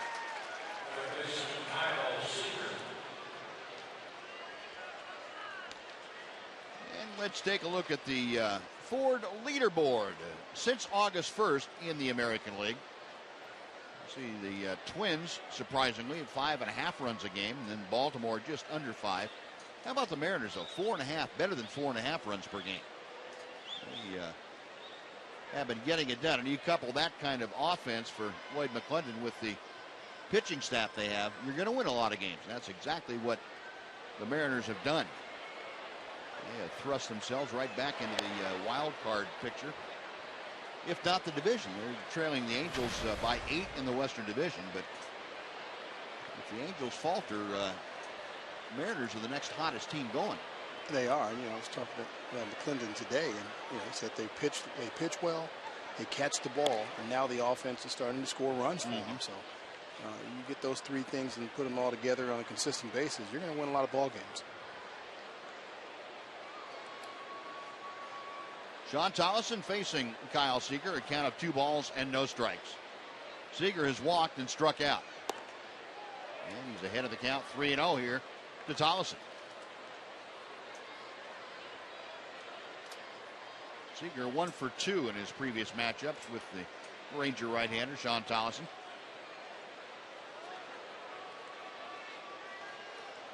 Sean set, the 3-0 pitch.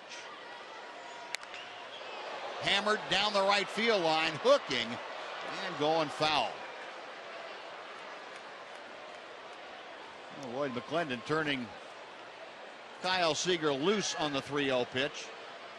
And Seager just a shade too quick with the trigger. Thank you for being too quick. Yes. That was a missile.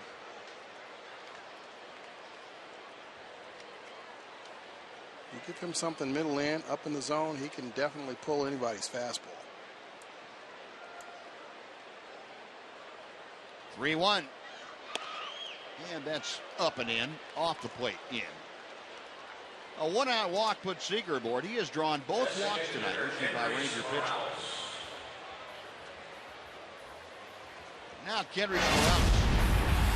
Now let's take a look at tonight's TXU Energy replay of the game. How about Rougned Odor? Right in the first inning, getting Robinson Cano. And then in the second inning, Adrian Beltre, cat-like reactions. Making that snag. TXU Energy, inspired by you.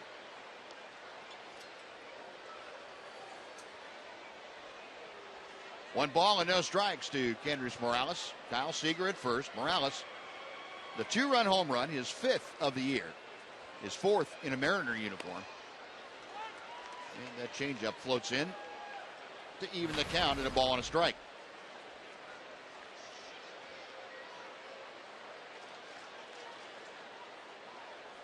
Morales now with 37 runs driven in this year.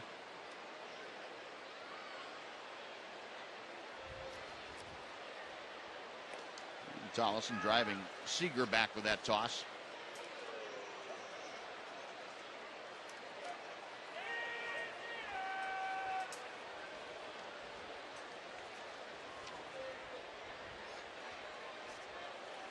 Morales appeared in 39 games with the Twins after signing in May with them.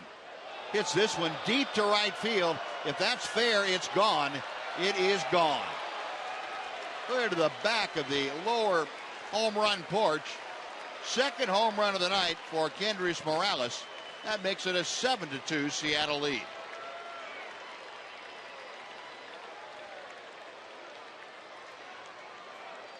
And both of his home runs have come after a walk to Kyle Seager. Well, I think the secret is don't walk Kyle Seager. Morales got a high fastball from Tollison and turn that one around and get that one deep into the seats in right field. Trying to go down and away. A hanging breaking ball right at the top of the zone. Now, this is one of the things that these hitters, these Mariners hitters in the lineup do well. When they get a mistake, they've been capitalizing on it, and that's what you've got to stay away from. This thing off into the night. 3 rows from the top of that last section of seats out there. That's a long blast right down the line. Logan Morrison 0 for 2 tonight. And Tollison misses outside to even things up, and a ball and a strike.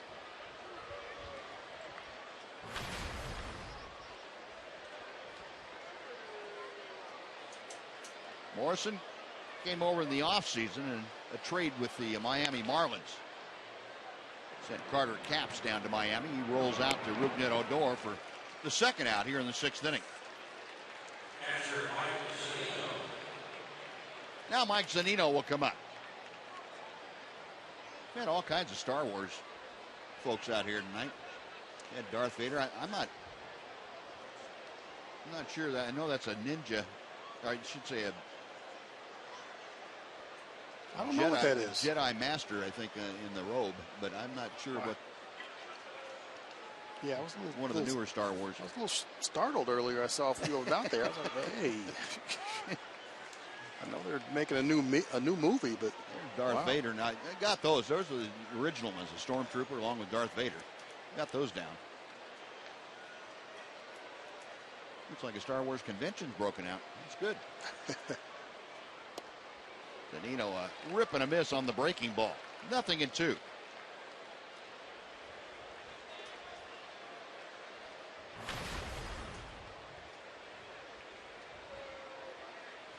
That second home run by Morales tonight. Second time that he has had 2 home runs here at Globe Life Park.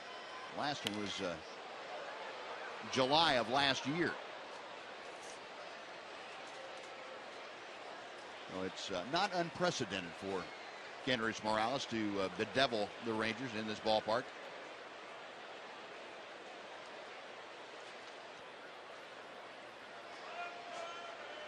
Nothing and 2, the count to Zunino, who has homered and lined to third.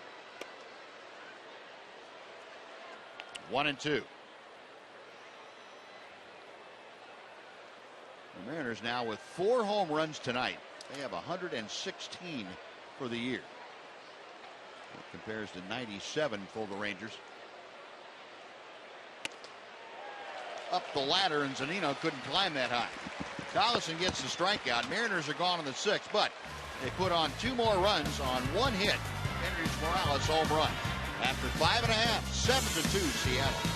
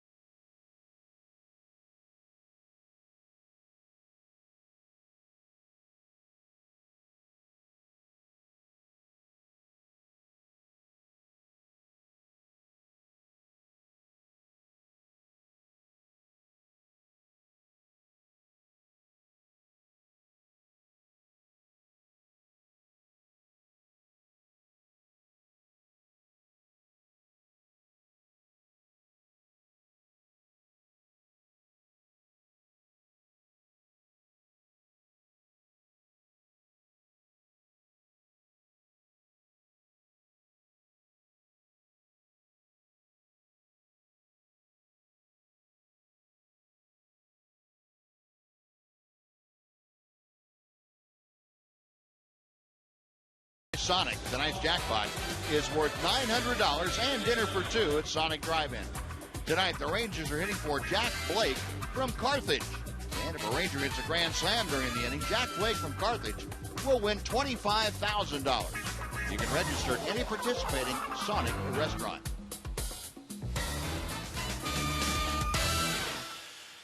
Well, Jack, hang on here. You've got Adrian Beltre and Ryan Rua and Rougned Odor to face Hisashi Iwakuma in this Sonic slam inning. Rangers down by a couple of slams. They trail 7-2, and Adrian Beltre, who has walked and grounded out, will start things off.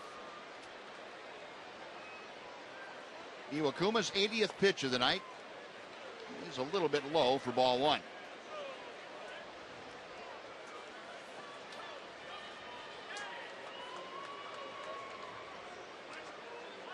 Iwakuma with 58 strikes, 22 balls in his first 80 pitches, and Beltre shoots one to right center field. That is in for a base hit, and Beltre continuing his hot hitting at home. He was the top home hitting man in the American League, and he is 1 for 2 tonight. And let's go over and check in with Jane Slater. Jane? Hey guys, I don't think I've been more excited about a giveaway here at Globe Life Park than I am about the one tomorrow. The R2-D2 beanies by Chicken Express. This is pretty cool. I thought my generation and generations older than me love Star Wars, but I found a group of guys that loves Star Wars. Favorite character? Chewbacca. Doug Vader. Luke Skywalker. Look at this group. And then you told me how many collections of these, what do you call them, figurines? Couple hundred. Couple hundreds. And you say that you've never seen Star Wars 3. I have, but he hasn't. You haven't. Why have you not seen Star Wars 3? Apparently I'm not allowed to. Okay. When do you think you'll be allowed to? It's pretty dark. I'm glad that Mom and Dad haven't let you see it yet. So again, this is tomorrow for the first 15,000 fans. Get yourself an R2-D2 beanie. You can go to 972 Rangers or www.texasrangers.com to get your tickets. Thanks, guys. I love these guys are such big Texas Ranger fans and Star Wars fans. Nice job, guys. Thanks. Thank you, Jane. Appreciate it. Thanks, guys. Well, Ryan Rua up here with a count of 1 ball and 1 strike. Beltre at first, and Rua. Slow chopper to third. Seager has 1 play. That's the first. And Beltre stopping at second as Morrison threw to Cano right at the bag just in case Adrian rounded it. He didn't. So Rua out. Beltre now in scoring position for Rougned Odor. And Lloyd McClendon is coming out, heading to the mound. And that's going to do it for Iwakuma. Oh, Hisashi Iwakuma finished after 5 1/3 innings here tonight. 84 pitches. He's going to be replaced by Brandon Maurer. So the tall right-hander roosting in the Seattle bullpen. No, I take it back. It is not going to be Maurer. It's going to be one of the left-handers. Looks like Charlie Furbush. Charlie Furbush will be the new pitcher. We'll take a timeout, fill you in on Charlie Furbush when we come back right after this on TXA 21.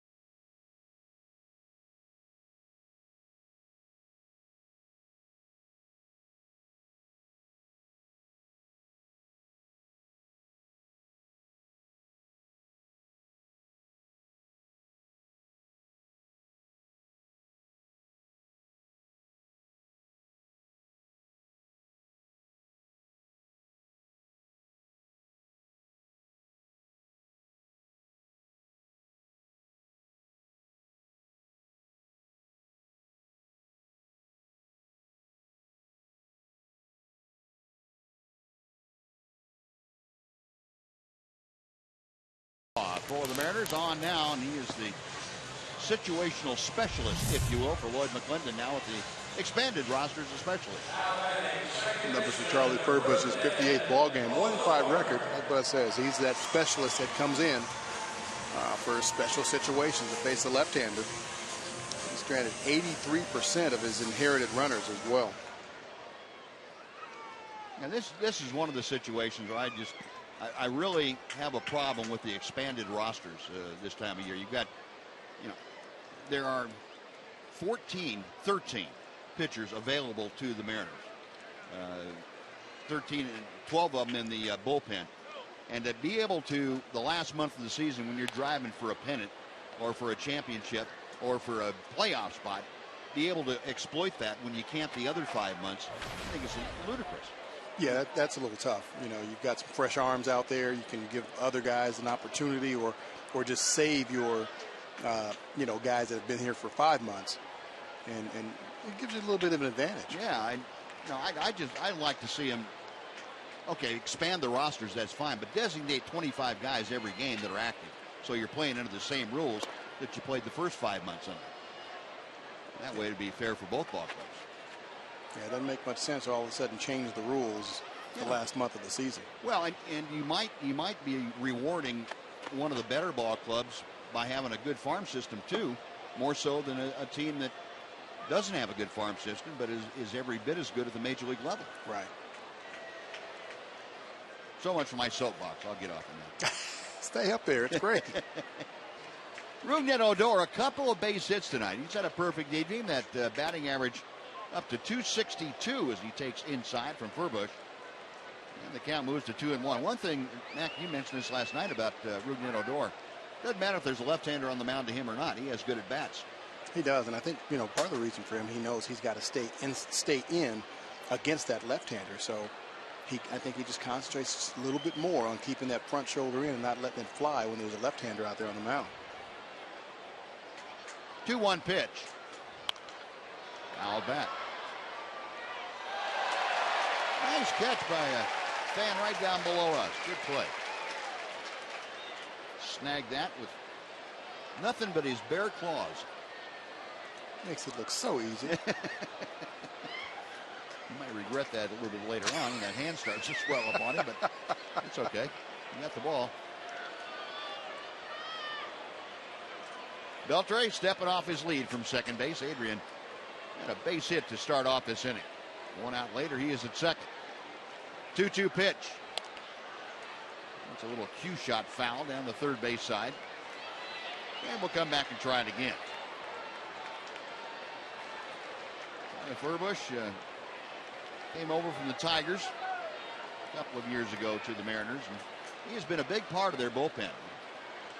We mentioned last night this Seattle bullpen, along with the rest of the staff, is the best in the American League. The bullpen ERA is 2.42, and that's almost a half a run better than the next closest. Oakland has a 2.82. Odor able just to get a piece of that to stay alive. Overall, the Mariners with a team ERA of 3.04. And Oakland also is next to that, 3.29, so a quarter of a run difference in the overall ERA. And that's a big reason why they're where they are, is the pitching staff. It all starts with pitching. Doesn't matter what kind of boppers you have in the lineup. It starts on that mound. And this Mariners organization, from the starting rotation to the bullpen, is very solid. Pitch a little bit low. The count is now full to Odor. Rougned trying to get aboard here against Charlie Furbush. He'll be followed by the Ranger first baseman. It's Adam Rosales.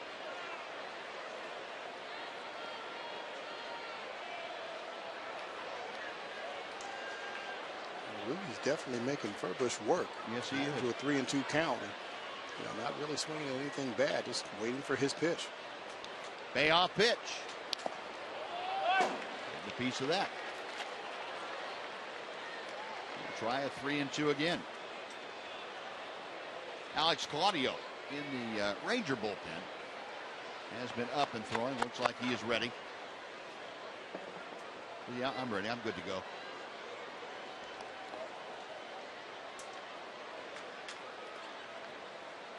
Odor back in there. Furbush set one more time. Pulled on the ground to first. Morrison racing Odor to the bag. Just wins it. On to third goes Beltre. He's there now with 2 outs, however. And we'll bring up Adam Rosales, and we'll see if that was a one-batter appearance for Furbush. It will be. Lloyd McClendon on his way out to the mound. He wants the ball from Furbush, and he wants a right-hander to come in to face Adam Rosales. Rangers don't have any left-handers on the bench, so Rosales, I'm sure, will face, looks like Brandon Maurer this time. Well, Maurer coming into the ball game. He inherits Beltre at third with 2 outs here in the 6th inning. We will take a timeout. We're back after this on TXA 21.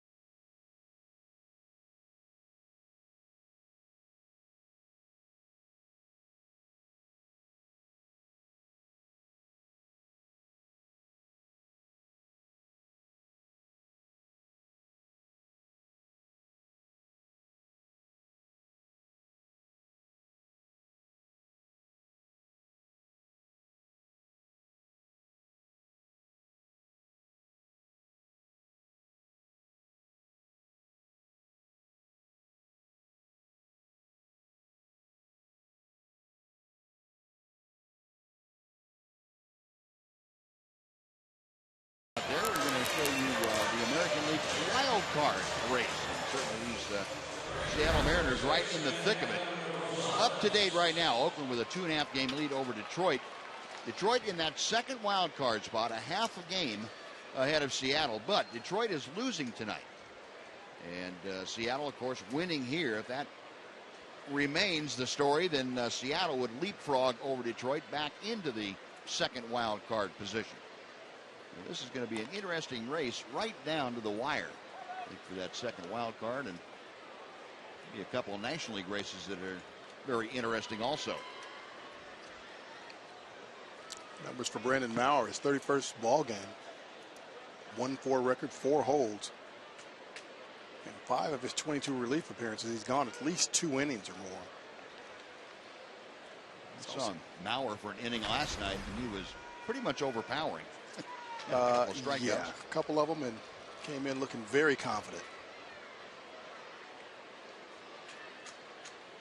0-2, the count to Rosales. 96 and upstairs. 1-2. Rosales tonight has struck out and popped out. He's got Beltre at third with 2 outs here in the 6th inning. Rangers trailing 7-2. That will even the count.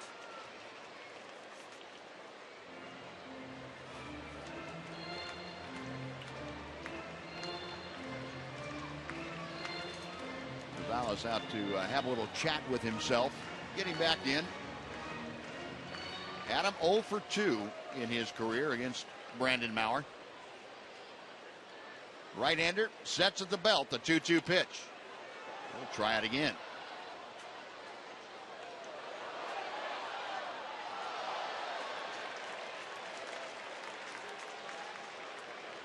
Now we're a tall, lanky right-hander. Goes 6'5" and is listed at 220.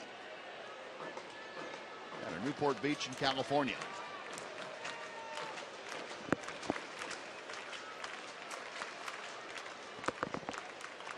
Adam Rosales trying to get the Rangers on the board again. They have scored 1 run in each of the last 2 innings. They need to start putting some crooked numbers up there. Rosales able to lay off that breaking ball, and the count is now full. So Adam with 2 outs trying to get aboard to join Beltre. Luis Sardinas, the shortstop, is waiting to be next. There's Adrian coming down the line from third. Payoff pitch. Hit well to left field. Going back is Ackley. He's at the track. Against the wall. It is gone. Home run, Adam Rosales. A 2-run blast. It is 7-4.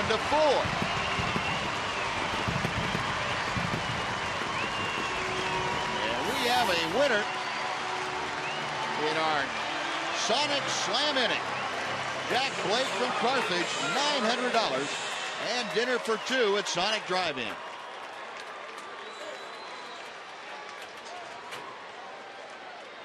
Adam Rosales jumped all over that high fastball from Mauer. And you know what was really interesting? We all know that when Rosales hits a home run, he's pretty much in a dead sprint. Yep. Adrian Beltre was at third base, and Rosales almost caught him at home. Yeah, Sardinas hits one that goes off the glove. Brad Miller into center field. And Sardinas is aboard. Luis Sardinas reaching with 2 outs. A very rare error, I would assume that's going to be for the Seattle Mariners, for Brad Miller. Mariners came in with by far the fewest errors in the American League, only 63 of them.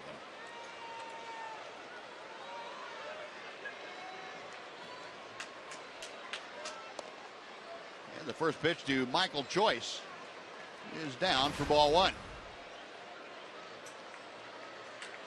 Choice singled his last time up. 1 for 2 tonight. 1-0 pitch. Out of play to the right.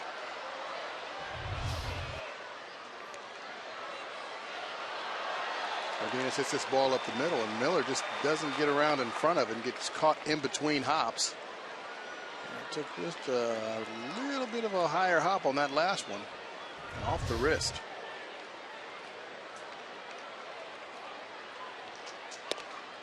And Choice takes strike 2. 1 ball and 2 strikes.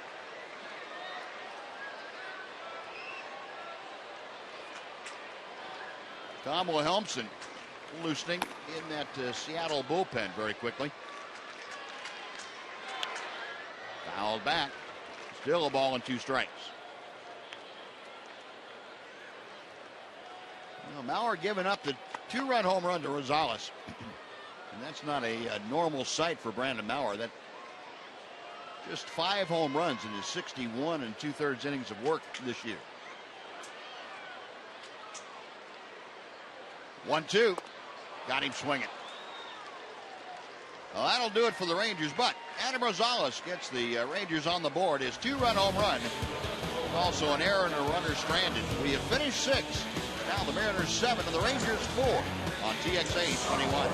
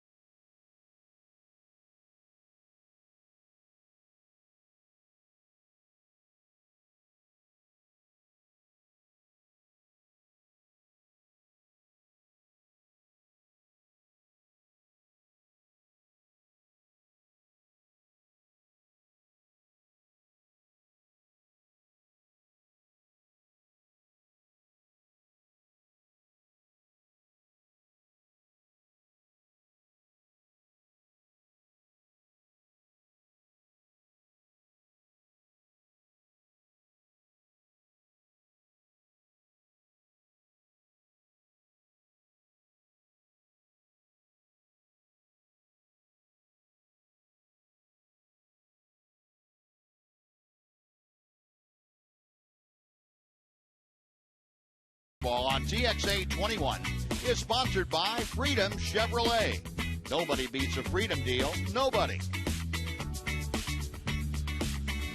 The Rangers under the beautiful moon up above.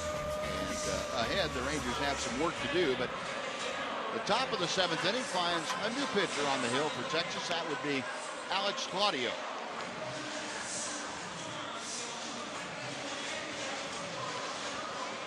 Claudio becoming the third pitcher used by Tim Bogard tonight. And the numbers for the young lefty Claudio, his 10th ball game. ERA of 1.23. His first 5 2/3 innings of his big league career. Didn't give up anything.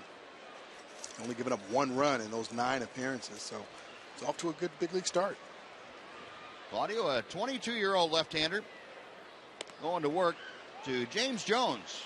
Came on as a pinch runner for the injured Endy Chavez back in the 5th inning. Jones a .252 average, no home runs, 9 RBI.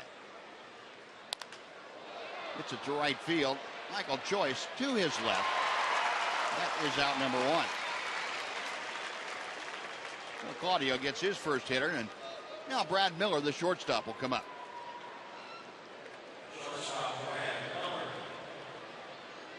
Claudio got that all-important first out, that leadoff hitter. And usually shuts down an inning. It goes a long way in keeping that opposition from scoring. So very important first out of the inning. Well, Brad Miller last time up crunched his 10th home run of the year into right field. He was the last hitter that Scott Baker faced tonight. Baker went 4 1/3 and gave up 5 runs on just 4 hits and a walk. 3 home runs against Baker, and Miller takes the pitch low. 1 ball, 1 strike. Roman Mendez, hard throwing Ranger right-hander, loosening in the bullpen. Claudio trying to drop that breaking ball on the outside corner and missed by just a little bit. 2-1. Claudio from San Juan in Puerto Rico. 2-2. You know, I can't imagine being a left-handed hitter trying to hit off of Claudio. I really can't. Well, he's made some right-handers look pretty foolish too. Oh, there we go. Rangers captain having some fun. Pitch inside, almost clipped Brad Miller. The count runs full.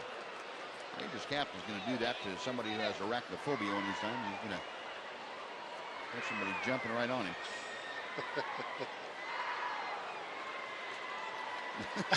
He's going to get somebody. Yeah. Payoff pitch. Call, strike 3. Miller knew it. He was walking back to the dugout before Paul Nard ever rang up his right fist.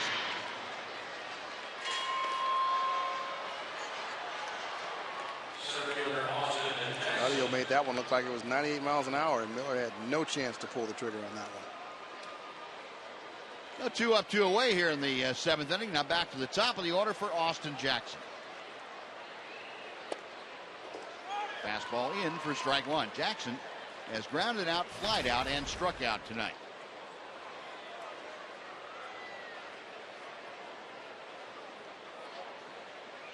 Alex Claudio back to the plate.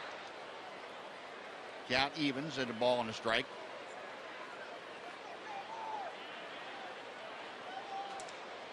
Jackson with the average at 269. Line drive, that is going to be trouble. It's headed toward the corner. Jackson motoring into second base. Ryan Rua gets the ball back in, and Austin Jackson pulling a pitch that stayed up over the middle of the plate in for a double with 2 outs here in the 7th inning. Claudio just left that pitch up just a little bit too much. Austin keeping that bat head in the zone an awfully long time and able to pull it down that left field line for a double. Mike Maddox bouncing out of the Ranger dugout out to the mound to have a chat with Alex Claudio. Dustin Ackley, left-handed hitter, is going to be at the plate.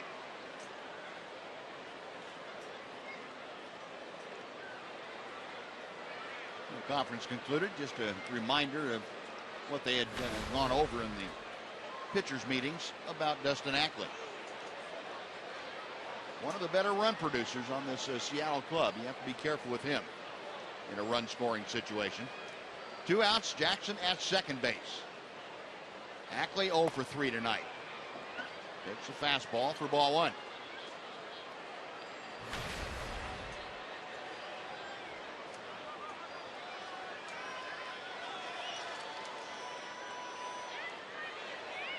Claudio with the next pitch. 2-0.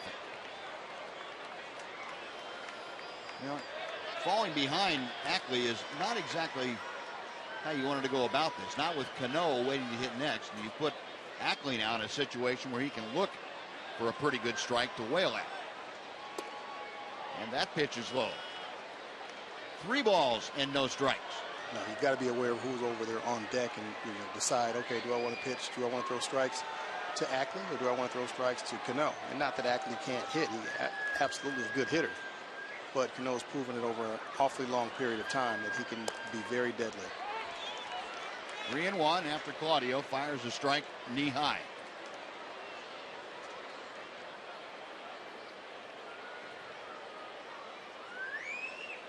Claudio okays the sign. And Ackley pulls it foul outside first. Well, the count has run full. And it's Claudio able to come back from a 3-2 count and make it 3-2.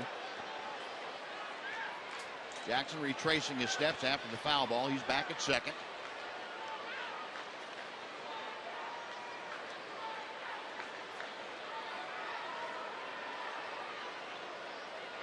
Claudio a check of second.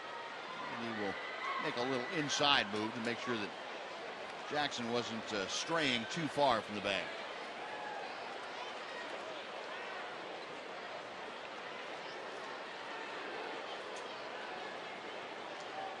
The left-hander is ready. The payoff pitch. Outside, and Ackley able to check his swing. That is ball 4, and now you've got a tough spot. And face Cano, and Tim Bogar out of the dugout. He is not going to allow Alex Claudio to face Robinson Cano with 2 on and 2 out. And Bogar pointing to the bullpen. He wants the right-hander Roman Mendez coming on to face Cano. 2 on, 2 out in the 7th. We'll take a timeout. We're back to Globe Life Park after this on TXA 21.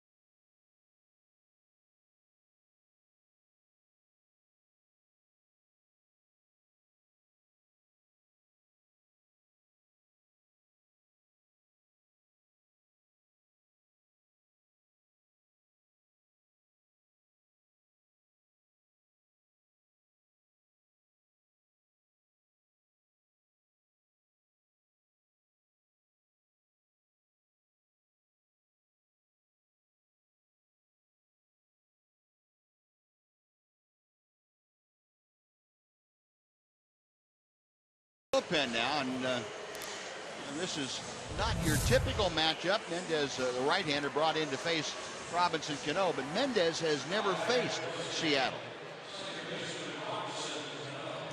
The numbers for Mendez's 23rd ball game. ERA microscopic at 1.80. 25 innings. The left-handed hitters are hitting him 179 off of him, so he does a pretty good job against left-handers as well. I think Tim Bogar figuring, well, Cano hasn't seen him, and pretty tough to adjust to that 96 or 97 mile an hour heat, plus the splitter. Well, maybe a better chance for Mendez to attack Cano than it would have been for Alex Claudio. Cano takes the first pitch outside for ball one. Robinson 0 for 3 tonight, 2 flyouts and a ground out.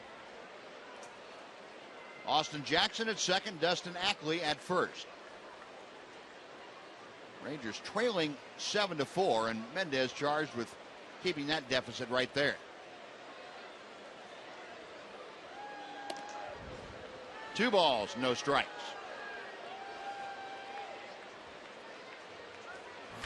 Mendez trying to stay away from Cano. If he's going to hit it, he's going to have to hurt him going the other way. Unfortunately, that's something Cano is pretty adept at. If you let him think that way and attack that pitch away from him. Falling behind is making it a little bit trickier. 2-0 pitch for Mendez. Hit well to center field. Leonis Martin going back, has a play on it and makes the catch. And that will do it. So Mendez gets the out, albeit a hard one. Still got the job done. 2 stranded. It's stretch time at Globe Life Park. 7-4 the Mariners. Now please join us. Chuck Morgan introduces God Bless America. Will you please rise as we remember the servicemen and women who are serving our country at home and around the world. We invite everyone in Globe Life Park to join in singing God Bless America.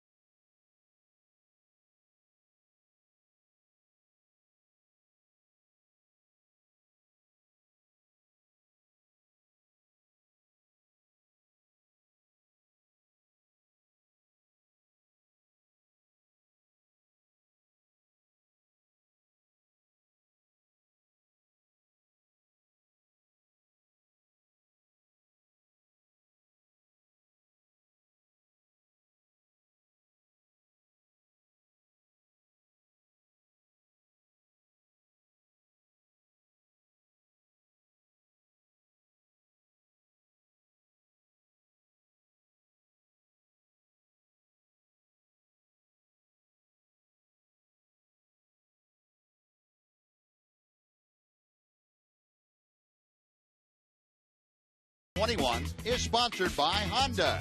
Start something special with a great deal on a Honda now at your Honda dealer. And by Frost. Visit frostbank.com. A nice Friday evening crowd here watching the Mariners and the Rangers. Mariners have a 7-4 lead over Texas as we go to the bottom of the seventh. And the veteran left-hander Joe Beimel has come out of the Mariners bullpen to take over on the mound.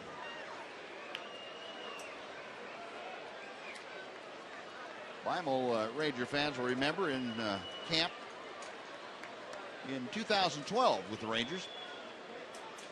Numbers on him for the year, his 49th game of 2014. Facing the top of the order, Leonis Martin to start off, and Leonis is going to try to drag the ball with him and bunts it foul. Well, we've seen Leonis Martin do that almost every at bat that he's faced a left-hander for the first time in a game. Well, I like the fact that he's got a plan, and I like that starting off an inning. You're down 3 runs. You've got to get on base somehow, any way that you can, and it's typically, for him, it's, he's had some trouble hitting left-handed pitchers, so why not try to bunch your way on? Make him move a little bit, do something different to try and help your team by getting on base. 1 ball and 1 strike. I think it's a great idea.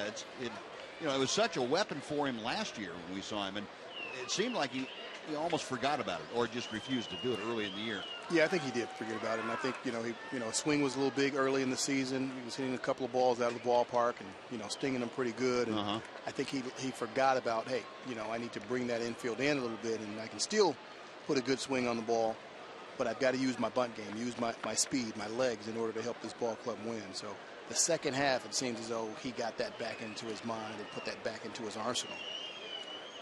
Hitting a home run sometimes does funny things to you, doesn't it? It really does. 1-2 pitch from Beimel. At least that's what I hear. I didn't hit too many of those. Yeah, I think he had enough of them to be able to talk about that. Beimel, after his stint with the Rangers in the spring of 2012, and released in March, and ended up having Tommy John surgery that May, and really just back to 100% now. 1-2 to Martin. Beimel trying to keep that fastball in on Martin's fist. Leonis 1 for 3 tonight. A single his last time up. Average right where he began tonight at 270.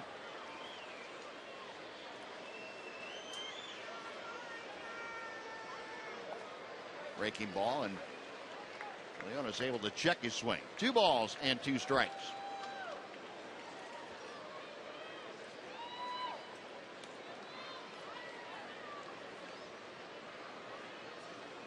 I'm a 37-year-old veteran.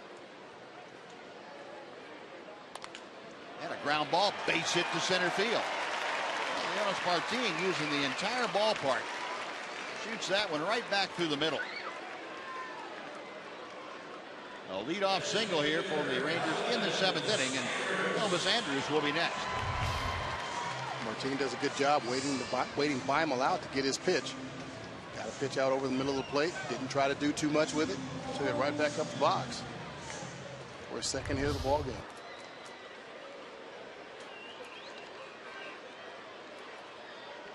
The Rangers now with 9 base hits tonight. They have out-hit the Mariners 9-6, but they trail 7-4. And another thing that Ranger fans will probably remember is that Joe Beimel has a pretty good pickoff move. Yeah, this isn't the situation you want to be trying to steal in. You're down 3 runs in the 7th inning. You're on base leading off an inning. Let your offense go to work.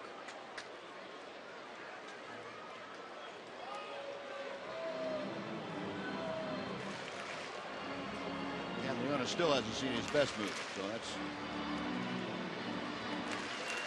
And now Lloyd McClendon maybe having second thoughts about letting Joe Beimel face Elvis Andrus. He is on his way out to the mound, and that's going to do it for Beimel.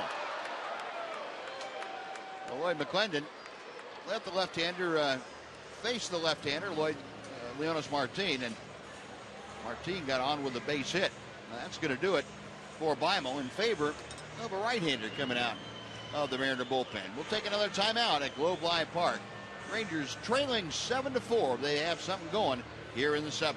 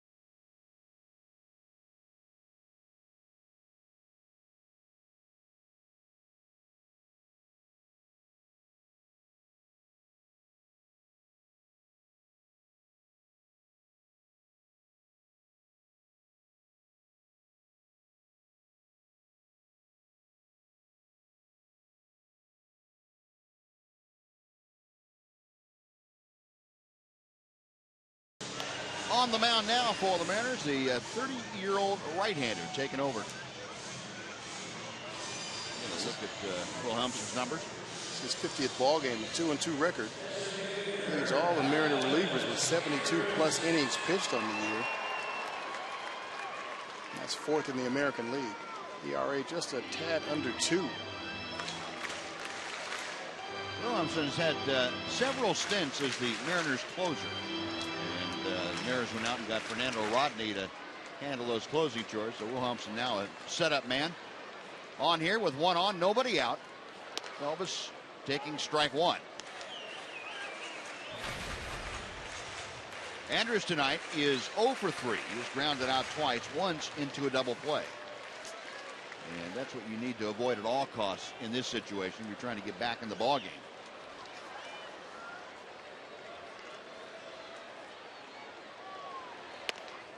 Pitch is high, and the count evens at a ball and a strike. Elvis in his career just 1 for 10 off Wilhelmsen. That one was a double. Rangers could use that right here. Leonys Martin, the lead from first, and the pitch outside, 2-1.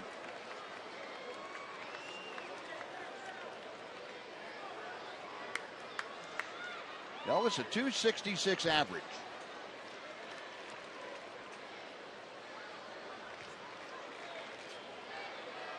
Zunino flashing the signs out.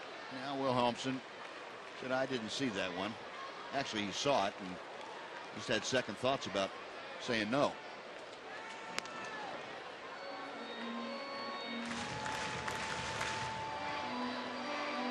Perfect situation for Elvis. Being a right-hand hitter, a runner at first base, you've got that hole over there open. It's not as easy as you would think to try and hit that hole. Because believe me, Wilhelmsen knows that hole is over there as well. So his job is to try not to give him a pitch to do it with. And he did, and Elvis didn't get it. He missed it. He had that one. Leonys Martin setting sail for second base. He would have had second stolen, but Elvis saw a pitch to his liking and just a little late pulling the trigger. Good pitch to take the other way, and Elvis knew it right there. Yeah, Leonys had that stolen. Yep. Now, this has got to be a situation, though, if you're going to try and steal second, it has to be with basically no throw, right? It has to be. And, you know, and this is actually a good count, 2-2, to do it on. And you still have to be careful not to get picked off. But check swing, he went around, and Elvis thoroughly disgusted with himself about that half swing. Ryan, and why now would that happen to him? But it did. Wilhelmsen gets the strikeout, one gone. Breaking ball up in the zone. It starts after it, but can't hold up and goes too far. That's got to make a hitter really mad at himself in a bat like that when, you know, the game's really coming down to being on the line.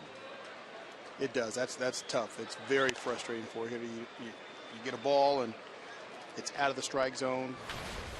You know it's out of the strike zone, but somehow somebody didn't tell the bat. He has a mind of his own sometimes. It really does. You can sit up there and tell yourself, I'm not going to swing. The next thing you know, you're screwing yourself into the ground. Or at least I did anyway. Yeah. Well, you had a lot of company from what I saw.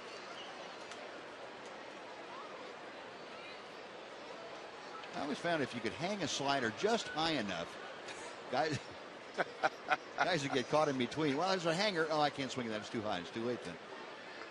That's what drove me to switch hit right there. Cano, jump throw to second. They get one. The return.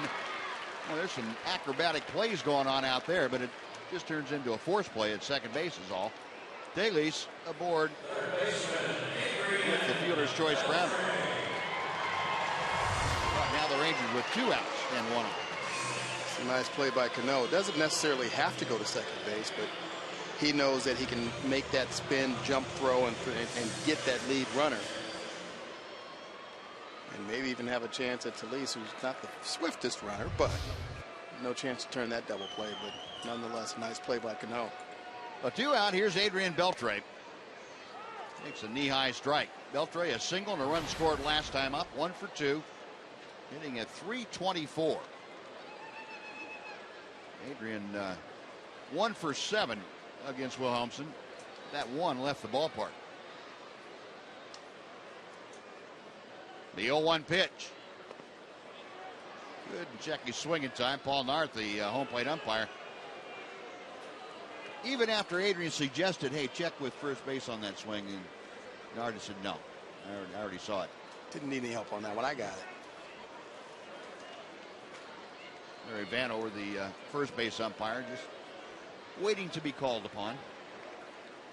0-2 to Beltre. Hit hard up the middle into center field, a base hit. Stopping at second is Taylors. And Adrian Beltre, you talk about expanding the strike zone a little bit. Pitch down and away and a one-handed rocket up the middle. You can expand that strike zone with the best of them and get the good part of the bat on the ball more times than not. Look at that slider, hanging slider down and away. Pretty good pitch. Not quite good enough. Beltre gets out there and drives it back up the middle. Well, Adrian with 2 hits tonight. Rangers now with a tying run coming to home plate here in the 7th inning. That's Ryan Rua. Ryan has lined out, struck out, and grounded out. Wilhelmsen missing outside for ball 1. Rua hitting at .207 in his brief tour of duty at the major leagues. Taylor the lead from second. Beltre away from first. 2 balls, no strikes.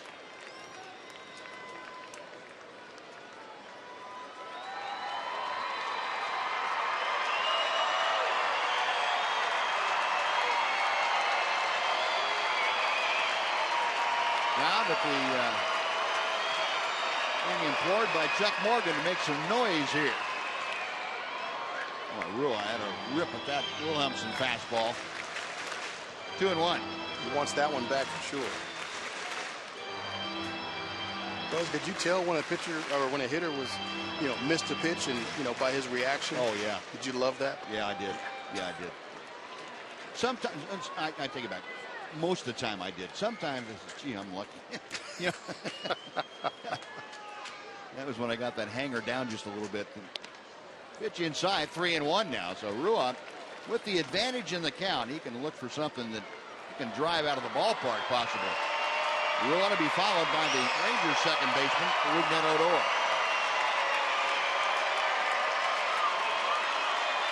Taylor at second, Beltre at first. Wilhelmsen to the plate. sky to right center field.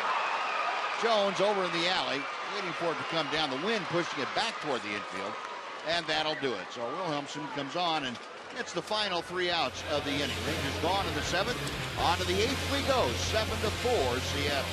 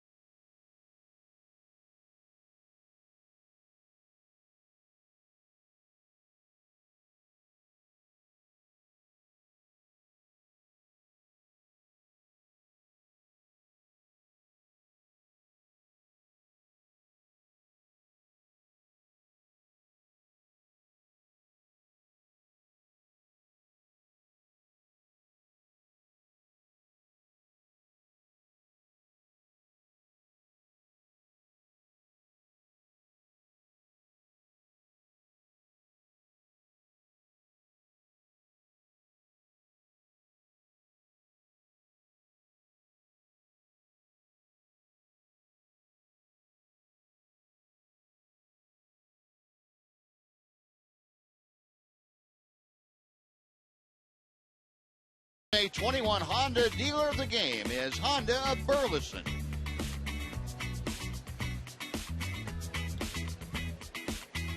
Roman Mendez now back out to the hill, and for the Mariners he will face Kyle Seager, Kendrys Morales, and Logan Morrison. Rangers had an opportunity in that 7th inning, as we've talked about, though, that having trouble getting the timely hits in games that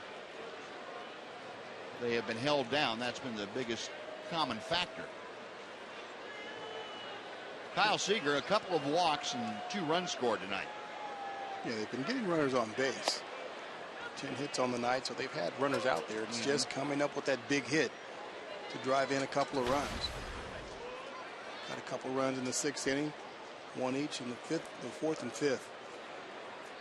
And putting up a crooked number is definitely something they need to do. Mendez to Seager. Hits the outside corner. A ball and a strike. Each time Seager has walked tonight, he has been followed by Kendrys Morales in a 2-run home run. So that's probably something you want to stay away from here. Yeah, let's make him, well, maybe, yeah, make him put the ball in play somehow, keep him in the yard. Popped up, foul territory. Beltre over to take a look, but that's 5 rows back. And it moves the count to a ball and 2 strikes. Beltre, kind of a wry smile. I got a feeling that Felix Hernandez is somewhere with an earshot.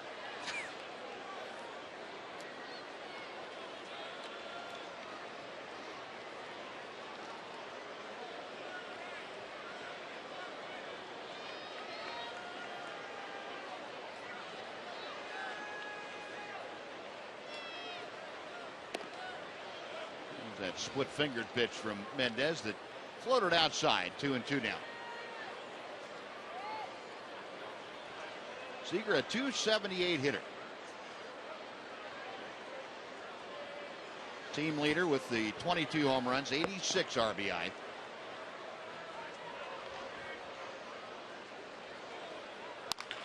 Hard hit, but right in Rosales. Well, there's the other hot corner. Rosales able to react in time to snare that line drive. Are we the only team he hits the ball like that against? Man, it just seems like he's on everything. He is. He is. And especially in this ballpark.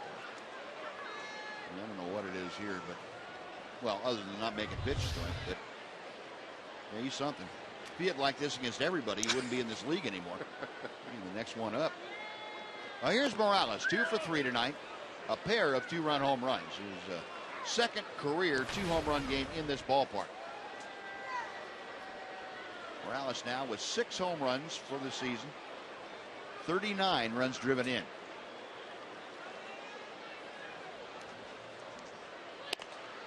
Mendez missing outside. 2-0.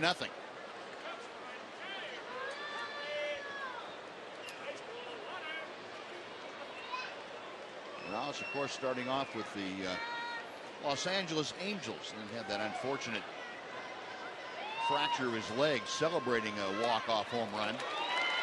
Took him the better part of 3 years to get back to where he was 100%. It's got to be a tough injury for a power hitter. Yeah. They use their legs. Like you said, it took him quite a while to get back to full strength, basically, in order to be able to become that power hitter once again. Off speed, that looks like the splitter again. 2-2. Mendez, 3 quality pitches. You've seen the mid-90s fastball that maybe goes to 97 at times. Good hard slider. And then that split finger pitch, which he uses very effectively, especially the left hand. Now the 2-2. That'll run the count full.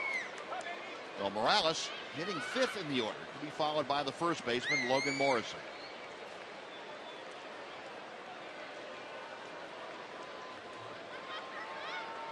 Dailies flashing the signs out, and Mendez ready for the payoff pitch. Rosales going down to block that ball and takes it to the bag. 2 gone. Another nice play by Rosales over there. That's a tough, hard ground ball. A skimmer stayed down. Rosales stayed down there with it and picked it clean. Well, bases empty, 2 away here in the top of the 8th inning. And Logan Morrison, who is 0 for 3, will step in.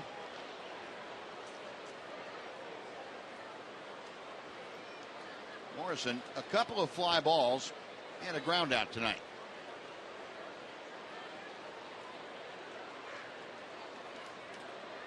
Facing Mendez for the first time. And he'll remember that. Got 96 right in his ribs. Morrison taking off his armor, which came in handy. I'm not sure he had any armor in his rib cage, but he's going down to first. Ouch.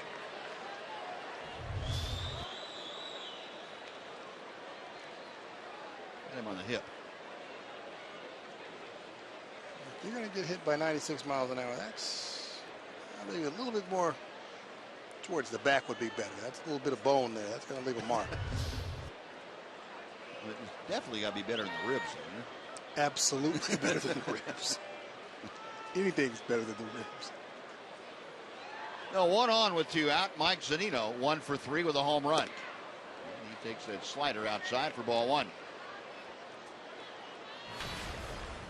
Zunino with the 1 for 3 night has that batting average now up over the Mendoza line. It's a 201. As we showed you, those 20 home runs, tops for American League catchers this year. Slow chopper to third, Beltre. High throw, and making the tag coming off the bag is Adam Rosales. That will do it. Side retired, the hit batter Morrison left stranded. After 7.5, it's the Mariners by 3 over the Rangers.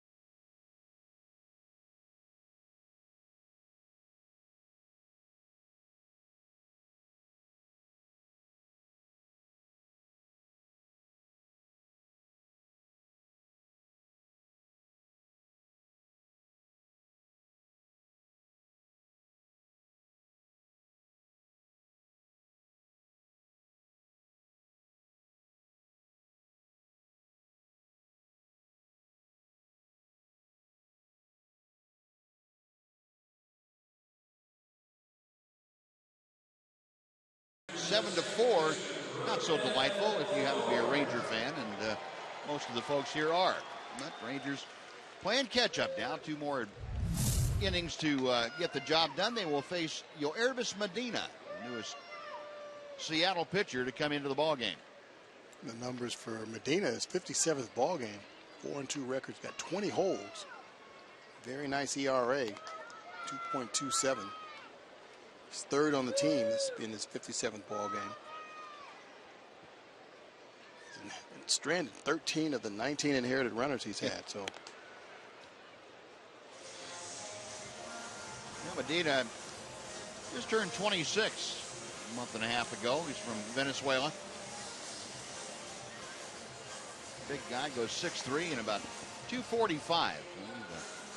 A full-grown right-hander, as they say.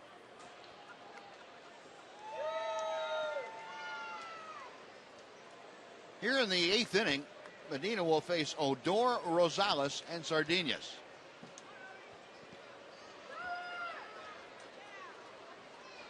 Rugden tonight, 2 for 3, and an RBI single in the 4th inning after an infield single in the 2nd. Trying to get aboard to start this Ranger 8th, and Medina with the first pitch. Popped up. Third base side, Seager and Brad Miller's the shortstop Miller with a better angle, and he makes the catch for out number 1. So 1 pitch to Rugden Odor and 1 out.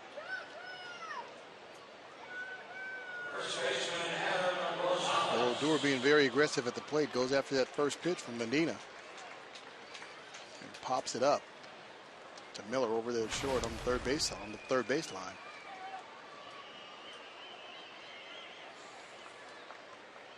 No, base is empty, 1 away, and Adam Rosales, who had that 2-run home run in the 6th inning, his 4th of the year. 1 for 3 tonight, and batting average at .295. Medina's first pitch to him is high and tight for ball 1. And we'll take you back to that home run in the 6th inning off of Brandon Maurer. Only the 5th home run that Maurer had given up this year. Better than 60 innings, and Adam Rosales smoking it around. Treated by Adrian Beltre, who almost got run over. Chopper foul, 1 ball and 1 strike.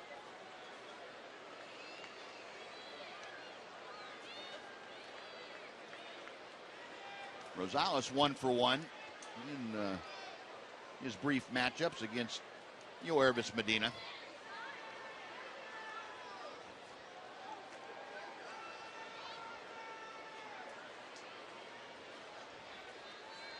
Mike Zunino waiting for Medina to look in. Now he flashes the sign out. He wants that slider.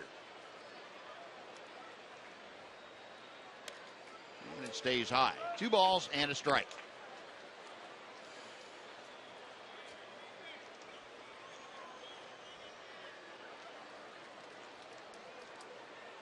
Medina last year made his first splash in the major league level at 63 games with the Mariners. Went 4-6 with a .291. Really developed into a very serviceable mid to late inning reliever for the Mariners. Better than a strikeout per inning last year, and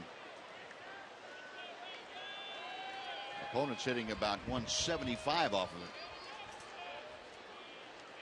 Falling behind to Rosales, however, 3 balls and a strike.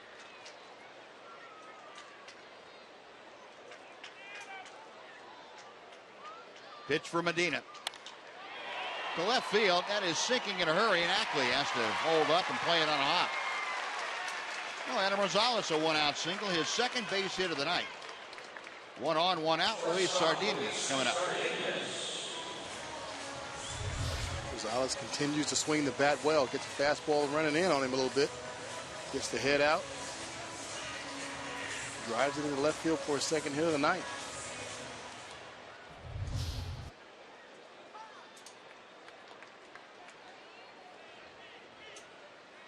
Luis Sardinas reached on an error his last time up. That was in the 6th.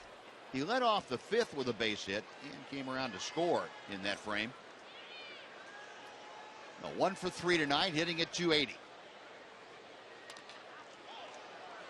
0-1.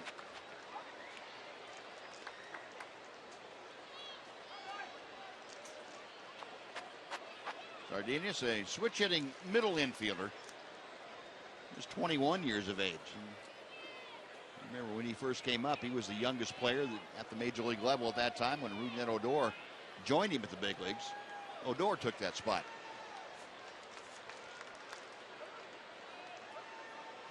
There goes Rosales. The pitch way outside. The throw is high and late. And Rosales in with the steal.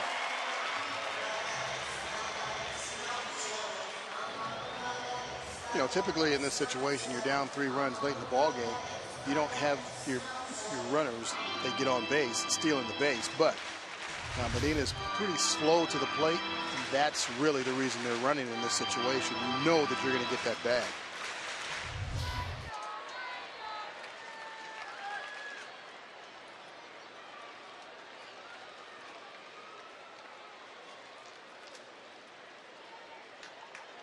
You know, the Mariners have not had a good year throwing out opposing base runners.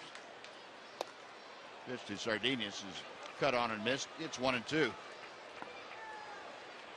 69 of 97 have been successful, so a little bit over 70%.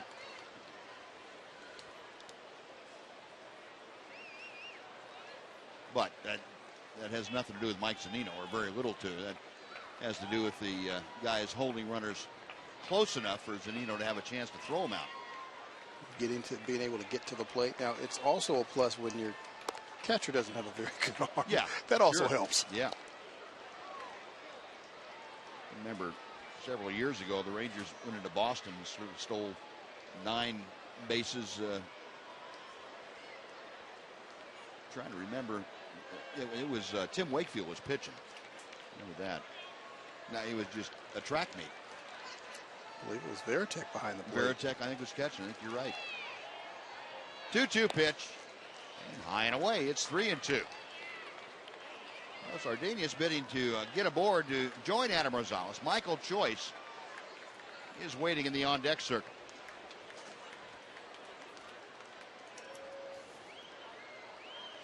Wherever's Medina. Back up on top. Reading the signs from Mike Zunino, and the right-hander sets. We'll try the 3-2 again.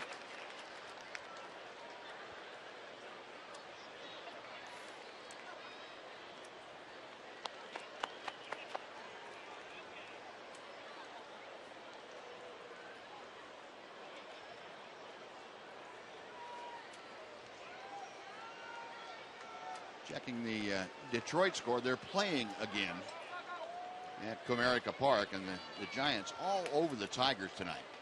7-0 the score. They resume play, and they're in the 5th inning. Inside, ball 4, and Medina walks Sardinius. That puts 2 aboard with 1 out, and Michael Choice, the hitter. Sardinius had a very good at bat, fouled off a few pitches, made Medina continue to throw, ended up working a walk out of it.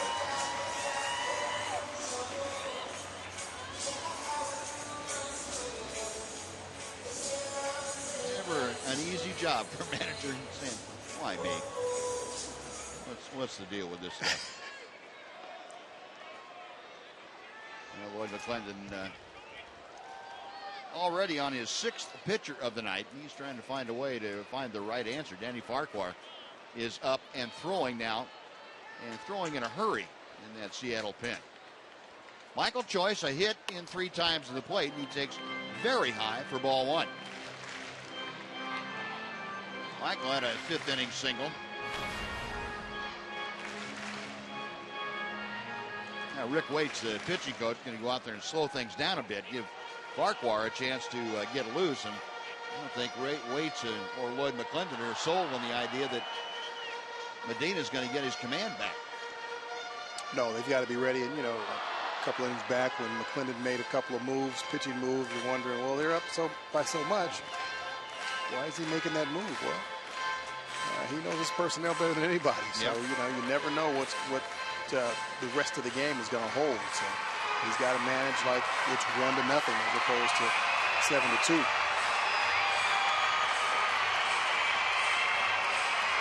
Well, that conference concluded, and Michael Choice back in. First and second with one out. Rangers trailing 7-4 and trying to get right back in the middle of this game. And Medina fires strike one.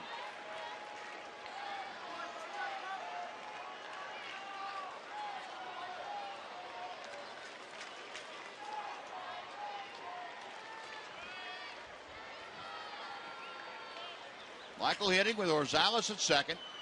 Sardinas at first. Could be a double play ball. Cano turns it and out at first base. The back end of the double play, and just exactly what the Rangers didn't need. No runs, a hit, and one man left after 8. It remains 7-4 Seattle. And Tim Bogart, hang on here a second. Tim Bogart making his way slowly out to first base, and we'll chat out there with Larry Vanover, the first base umpire.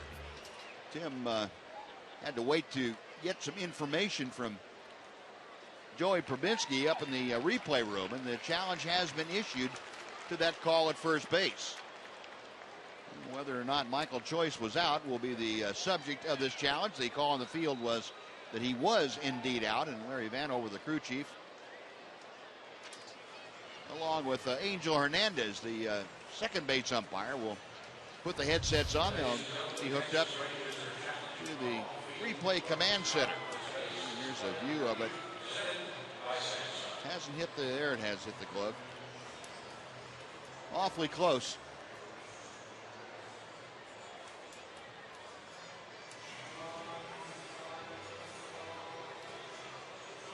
Wow, that's really close. Yeah, it is. I guess it depends on what the definition is. If that ball is in the glove or if it has to touch the leather. Yeah, I think it has to touch the leather is what it's been defined as. But you really don't have a shot that you see. Well, let's see what it is. It's going to be out. That could be one of those calls that stands. I don't think there was enough evidence to overturn it. Right. Call is confirmed. So the folks in New York said, okay, there's enough evidence to show the call is correct. So it is a double play. Rangers are gone. We'll move on to the 9th inning. 7-4 Seattle.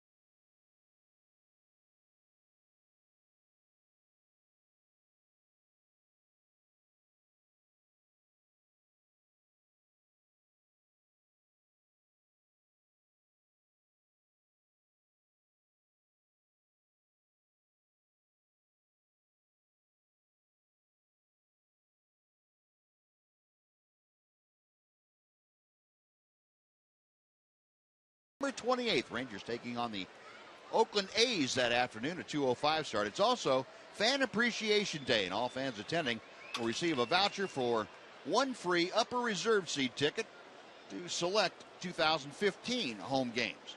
Visit TexasRangers.com to get tickets for September the 28th. Texas Rangers, thank you for your support this year. Now Neil Kotz, the new Ranger pitcher, out to the mound starting the ninth inning. And he's facing James Jones, who is 0 for 1. Jones came on for the injured Endy Chavez. Chavez finished the night 1 for 2 and with a headache.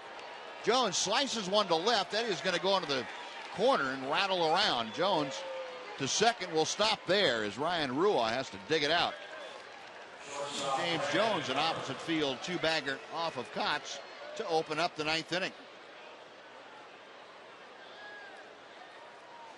Jones got a slider out over the plate, trying to go down and away, and just slices that ball down to the left field line for a double. Caught a little bit too much of the plate. Yeah, and he caught Adrian Beltre playing a little low. Adrian played about 20 feet in the air. He would have got that. So that is the 7th hit of the night for the Mariners. They have done 7 runs worth of damage, and the bunt is popped up. Kotz will take it and check second, but that is out number 1. Brad Miller bunting that right back to Neil Kotz. 1 gone. Nice play by Neil Kotz, charging that pop-up. Miller trying to get that bunt down over to third base. Gets under it a little bit and pops it right back up to Neil Kotz. Neil had time to call for a fair catch and the whole deal. Now 1 away, here's Austin Jackson, who doubled his last time up. 1 for 4 this evening. The first pitch is in the dirt for ball 1. Jackson, a .270 hitter.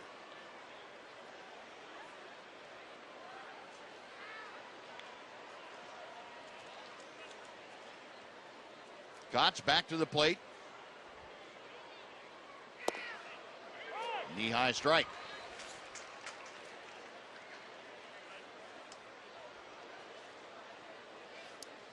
You're talking about the Mariners picking up Austin Jackson from the Tigers. Got him at the right time, too. He'd really been swinging the bat well for Detroit for about a month.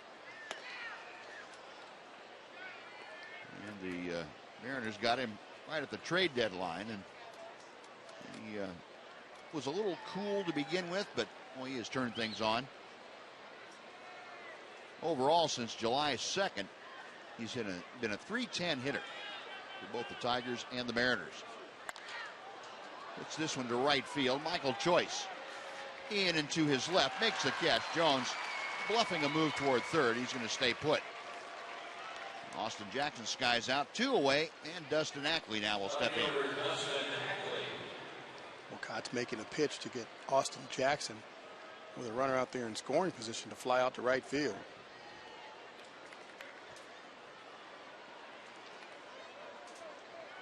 .34-year-old left-handed veteran from Chicago. Neil Kotz, the Chicago area, set the all-time Ranger franchise record for ERA last year by a reliever. 1-1 going to third without a throw, and James Jones is in there with a head-first dive. Neil not paying any attention to him, and he's giving a guy 90 feet.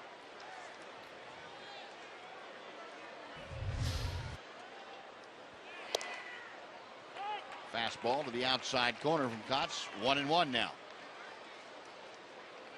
23rd stolen base of the year for James Jones. Remember the last time the Rangers saw the Mariners, Jones had just come up to the big leagues last time here. And boy, he really got off to a great start. Cooled off. Up the middle, that is where Sardinius, the shortstop, is positioned. And Ackley grounds out. That will do it. So Neil Kotz able to work around the leadoff double by James Jones. Rangers coming to bat in the bottom of the ninth inning. They will face Fernando Rodney with the Mariners leading 7-4.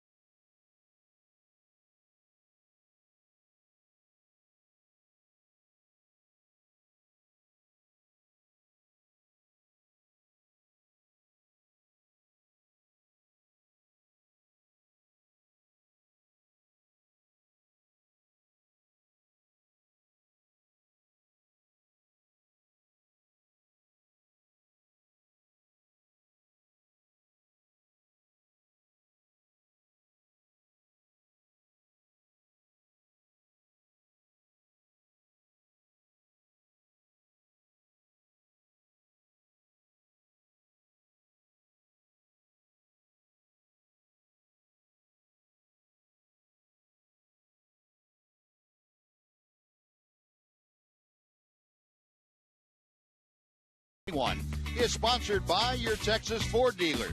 Visit your Texas Ford dealer today. Ford is the best in Texas. By Globe Life, the official life insurance company of the Texas Rangers. And by TXU Energy, inspired by you. Now, the bottom of the ninth inning has arrived. The Mariners with a 7-4 lead over the Rangers, despite being out hit by Texas 11-7. And Lloyd McClendon now turning to their all-star closer Fernando Rodney to see if he can't close out this Mariner lead.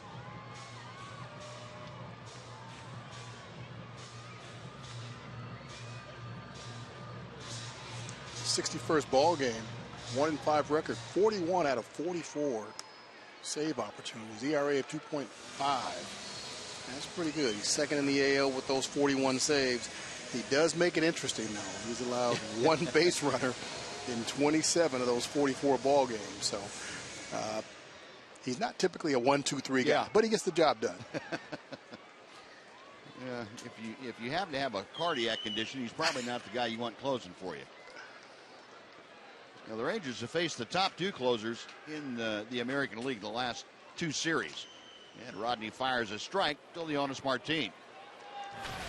I think one of the things that helps him is he's messing guys up with his hat. Kind of wears it at 10 o'clock. He's standing there. He's actually looking at you, but the hat's kind of facing the dugout there. Martinez swinging a miss. He actually is a left-hander in a right-hander's body. Yes.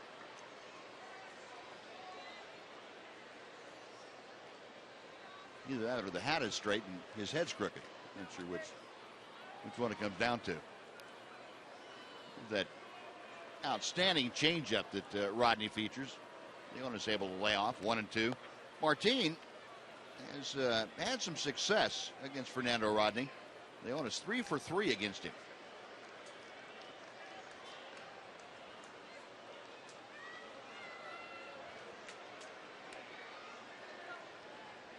One ball, two strikes. To right center field. That is going to be up the alley. Over to cut it off is Jackson going for two. Leonys Martin in with a leadoff double. Martin's third hit of the night.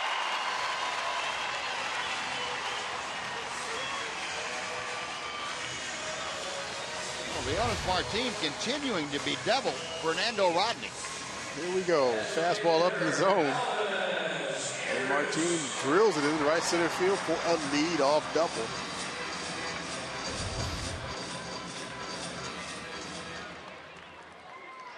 I think that leadoff spot's agreeing with Martin. I believe you're right. 3 for 5 tonight. He is 3 for his last 3 and 4 for 4 career-wise against Rodney. He's going to third and will reach standing without a throw. Elvis took the first pitch high for ball one.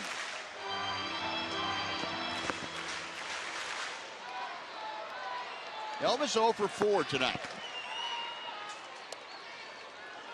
Blowing outside, 2-0.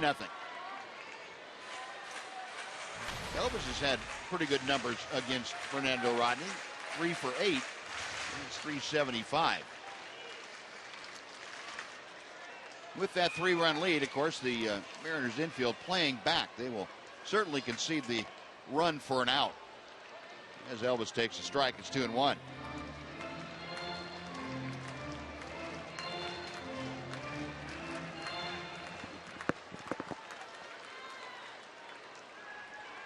Rodney back to the plate.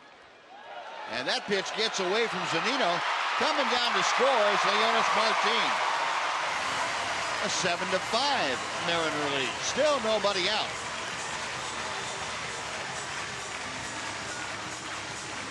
Wild pitch plates Martin.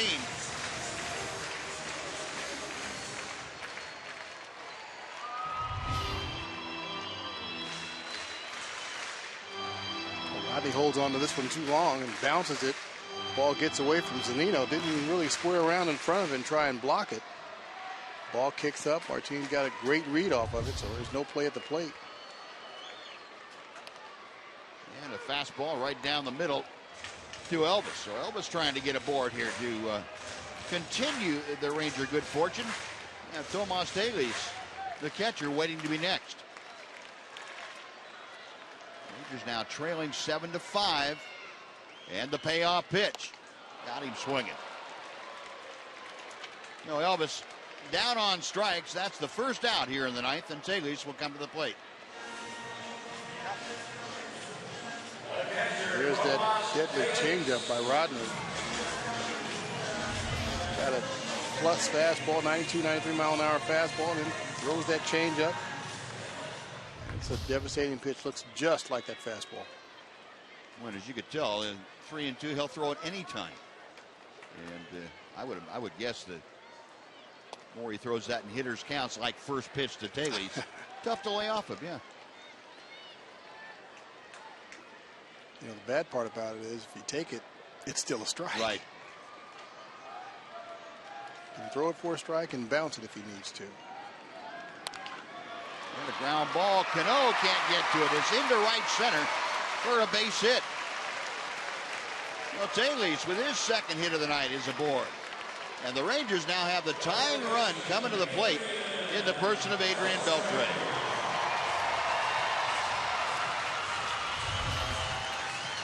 Taylor's catches up to this fastball right down the middle of the plate. Stays on it. To right back up the middle. Not bad for the young catcher who hasn't seen Rodney, one of the toughest closers in the game. Not bad at all. Well, the Rangers now with Beltre representing the tying run. Adrian has not had a home run against Rodney in his career. This would be a great time to have his first. Beltre just 2 for 11 against Fernando Rodney. 1 on and 1 out. A run across here in the ninth inning. Beltre 2 for 3. And he takes very wide. 2 balls and no strikes.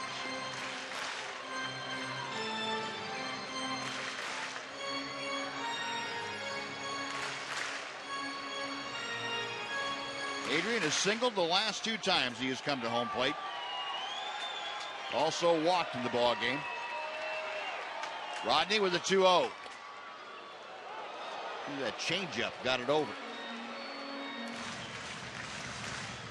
This is the guy you want up at the plate absolutely right now.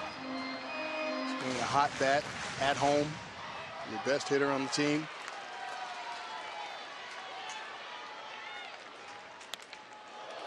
Well, he had one up and away and fouled it back. Beltre now with a 2-2 count. Somebody might look and say, well, he swung at a bad pitch. That's right in his wheelhouse. No, that's not a bad pitch for Adrian Beltre. Maybe a lot of other people, but not Beltre.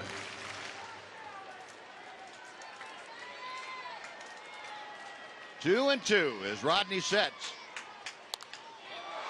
In the air to right center field. James Jones coming on. That ball hanging up for him, and Jones able to track it down. And Rodney had Adrian reaching for that pitch. So 2 gone. Ryan Rua now will come up. Good pitch by Rodney. Kept that changeup down, away, right where he wanted it. Beltre out in front, just a little bit on that front foot. Not able to do much with that one. Well, here's Rua, who had never faced Rodney before. He takes the first pitch low for ball 1. Ryan tonight 0 for 4. He is lined out, flied out, grounded out, and struck out.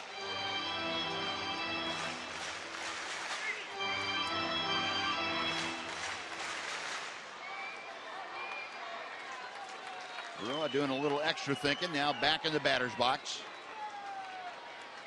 Tomas Taylor's at first. Ground ball to short. Underhands to Cano. Miller gets the job done, and that'll do it. Rangers make it interesting against Fernando Rodney. They get a run on 2 hits, but come up a couple of short in the managerial debut of Tim Bogart. So the final tonight, the Mariners 7 and the Rangers 5. Mariners have won the first 2 in this series. We'll come back to Globe Life Park to wrap things up right after this on TXA 21.